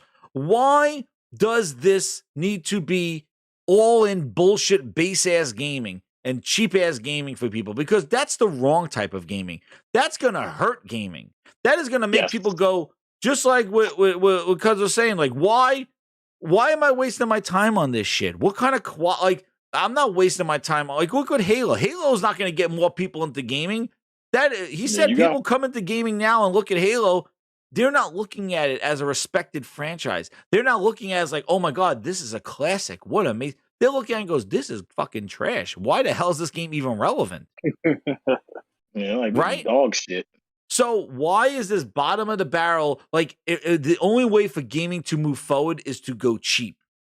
That's what I don't understand, because no other industry is that a way to, like, that is maybe some way to get people viewing this stuff, but for retention, like, why can't there be high quality $7 shit that's on sale, shit that's in a subscription, shit that's in VR? Why can't we hit on all assets and give variety to gaming? Why does it have to be dollar bill fill, goddamn 99-cent games and cheap ass gaming to what? So that they could get $5 from you every month so they can milk the shit out of you? Who's making out better? You or them? Yeah, you get the game for a low cost, but you know you're getting the first hit for free. Yeah, they want to be, a lot of people say they want to be Netflix, and they don't realize how much money Netflix doesn't make and how much they lose. I was just about to say that. Yeah, I was just about to say that. And I think that the other thing a lot of people don't put in consideration is you consume video games. In my personal opinion, you consume video games different than you do music and TV entertainment. Oh, totally. It's not the same. It's definitely not the same. You can't consume it in the same way. It's different. And I don't think you would want to consume it in the same way because it's something you fully interact with. And I think that when people think that, Game Pass is like the next Netflix, and you don't consume movies in the same way. I can watch a movie, and I can, I just look at how much. I'll put it like this: how much stuff is on Netflix that people don't watch? Exactly. Yeah. No right? one. They release garbage every week, and they actually didn't they announce their numbers a few months ago and cry that they were going broke? Yes. Yeah, Netflix is always in the freaking. I just don't understand how people can look at this and say, "Oh man, this is good for business." When it's not really good for this year. Your hobby, it's going to kill your hobby. Yeah. At some point, it's going to kill your hobby. And if you really, really think it's not, just keep pushing for that. It's going to kill your hobby. Like, who collects cars? Who goes after model planes and loves that somebody came in like for like cheap ass stuff? Like, same thing like with the printers, like 3D printers. Like, there are cheap 3D printers and there's like all out 3D printers. Like, why can't you make? Well, no. In order for 3D printing to really take off, we need like cheap ass printing. The cheapest of right. You need the cheapest of cheap. That's how it's really going to explode. Believe it or not, they do try to do that. And guess what? Yeah. Those cheaper machines turn people off from the whole thing. That's my point. That's exactly the point. It turns it as a counter effect. It makes people get turned off going, this shit's so slow. Oh, it doesn't do multicolors. Oh, it doesn't do this format. Oh, I can't even print this one. It's too detailed. Oh, this has so much graphing. This has so much cleaning I got to do. And it doesn't take this. It doesn't take this stuff. And it turns people off from it rather than bringing them in.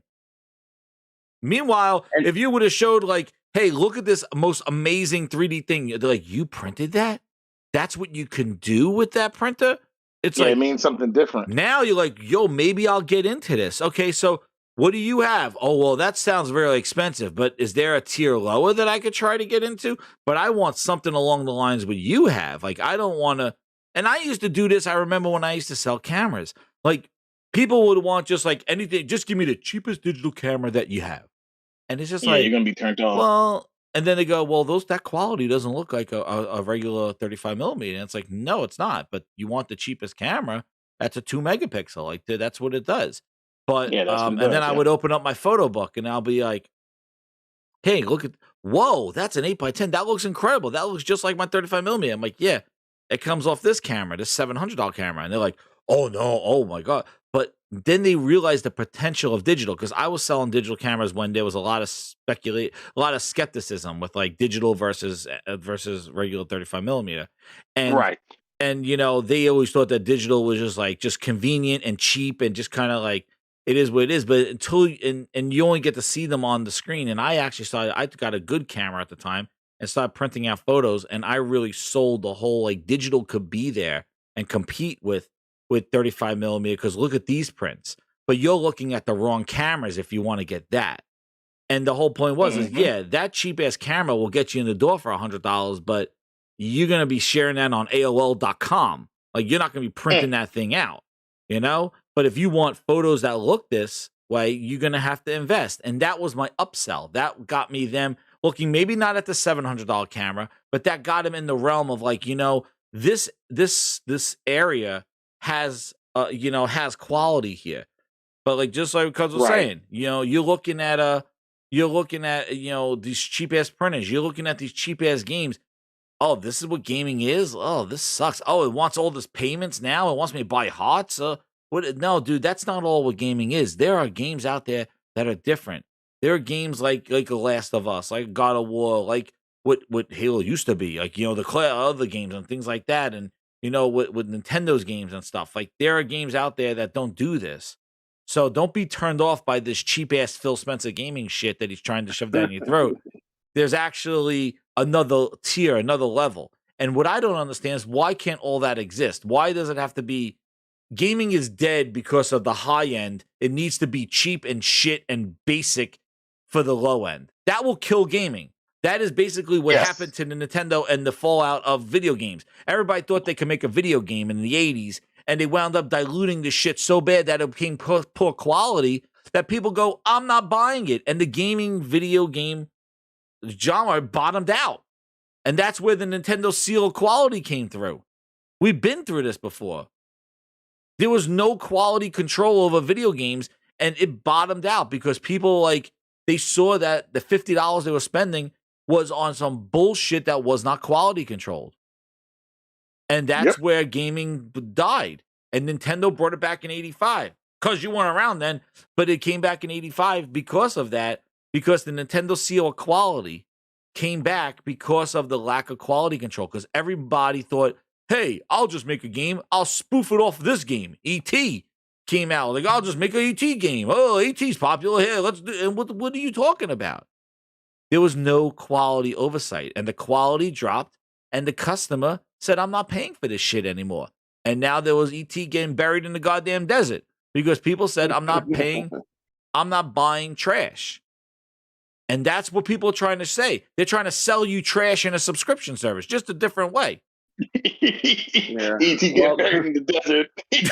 You're going to start seeing Game Pass goddamn codes being buried in the goddamn desert soon, because that's what they're trying to teach. Dude, this is what happened. No, I think you're right. Seal of quality needs to come back. Yes, it seal does. of quality. Yeah, we call it here in the Grindhouse Herman Holtz, the gaming PlayStation 5 splits of quality.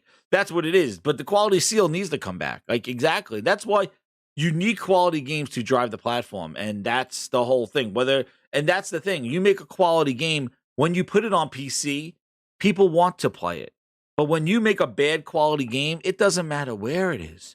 Nobody wants to play it. You just said 6,000-7,000 on a free-to-play game with Halo. Who would ever thought that? After seeing the success of Halo Classic on PC and how it was celebrated, that like Halo on PC, I thought that would be the end of times, and it was just the other way. and that's what's happening with the that lack of that seal. That lack of the seal. Like, Game Pass as a whole, I think it's good for people, maybe like a family with multiple kids, but it's also good for the person like me that was burned multiple times by the industry. And I could just, you know what? you want to sell me the game for $2? I'm gonna take advantage of that now. Sure. But then yeah. I call that peekaboo gaming. Peekaboo gaming. Jump on, And, give me that, and jump off. You know, I feel like the gaming industry is like one of the only industries that could just get away with blatantly lying to its consumer. Mm-hmm. Blatantly lying.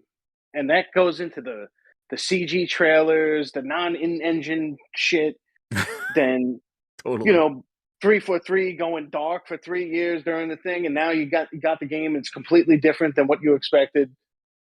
And it's okay. Like, how are we going to mediate that? I know. The vote with who's gonna and check- how do you who's gonna get in vote there with and your check wallet, that? dude? How do you vote with your wallet when they already got your money? They already got your subscription money. No. How do you vote? No. How do you vote when you're in a subscription and they're giving you the game they want to give you? You have no fucking say so. That's the problem. That's the problem. That's the bigger part. You're bending to the will of what they're saying that you can get. This is all we can give you this month because this is all we can afford to put in Game Pass. You don't like it? Oh well. Oh well. We charge you a credit card. Yep. Yeah. You're screwed. That's It's it. on you. Thanks. This is the Not a games we're problem. telling you to buy. Oh, you could buy them if you. And then everybody's like, "Well, you could buy them if you want." And it's like, yeah, but if the game doesn't warrant a purchase, that like it doesn't matter if you could buy it. Like the whole point of people wanting to play the game in goddamn Game Pass is because they're suspect of it. Like they don't think it's the quality of a $50, $60 game. They're like, "Oh, that looks like All that. about Oh, quality. I'll try it out." Yeah, Freaking quality. That's what it's about. The end of the quality. there's a seal of approval. Wait, I got the seal of approval right here, Grinders. We're gonna be wrapping this up. Here it is. Let me see you jump to get a booty. Let me see you jump to get a booty. Let me see you jump to get a booty. You know what, Jed? Let me see you jump to get a booty. Let me see you jump to get a booty. Let me see you jump to get a booty. Nothing.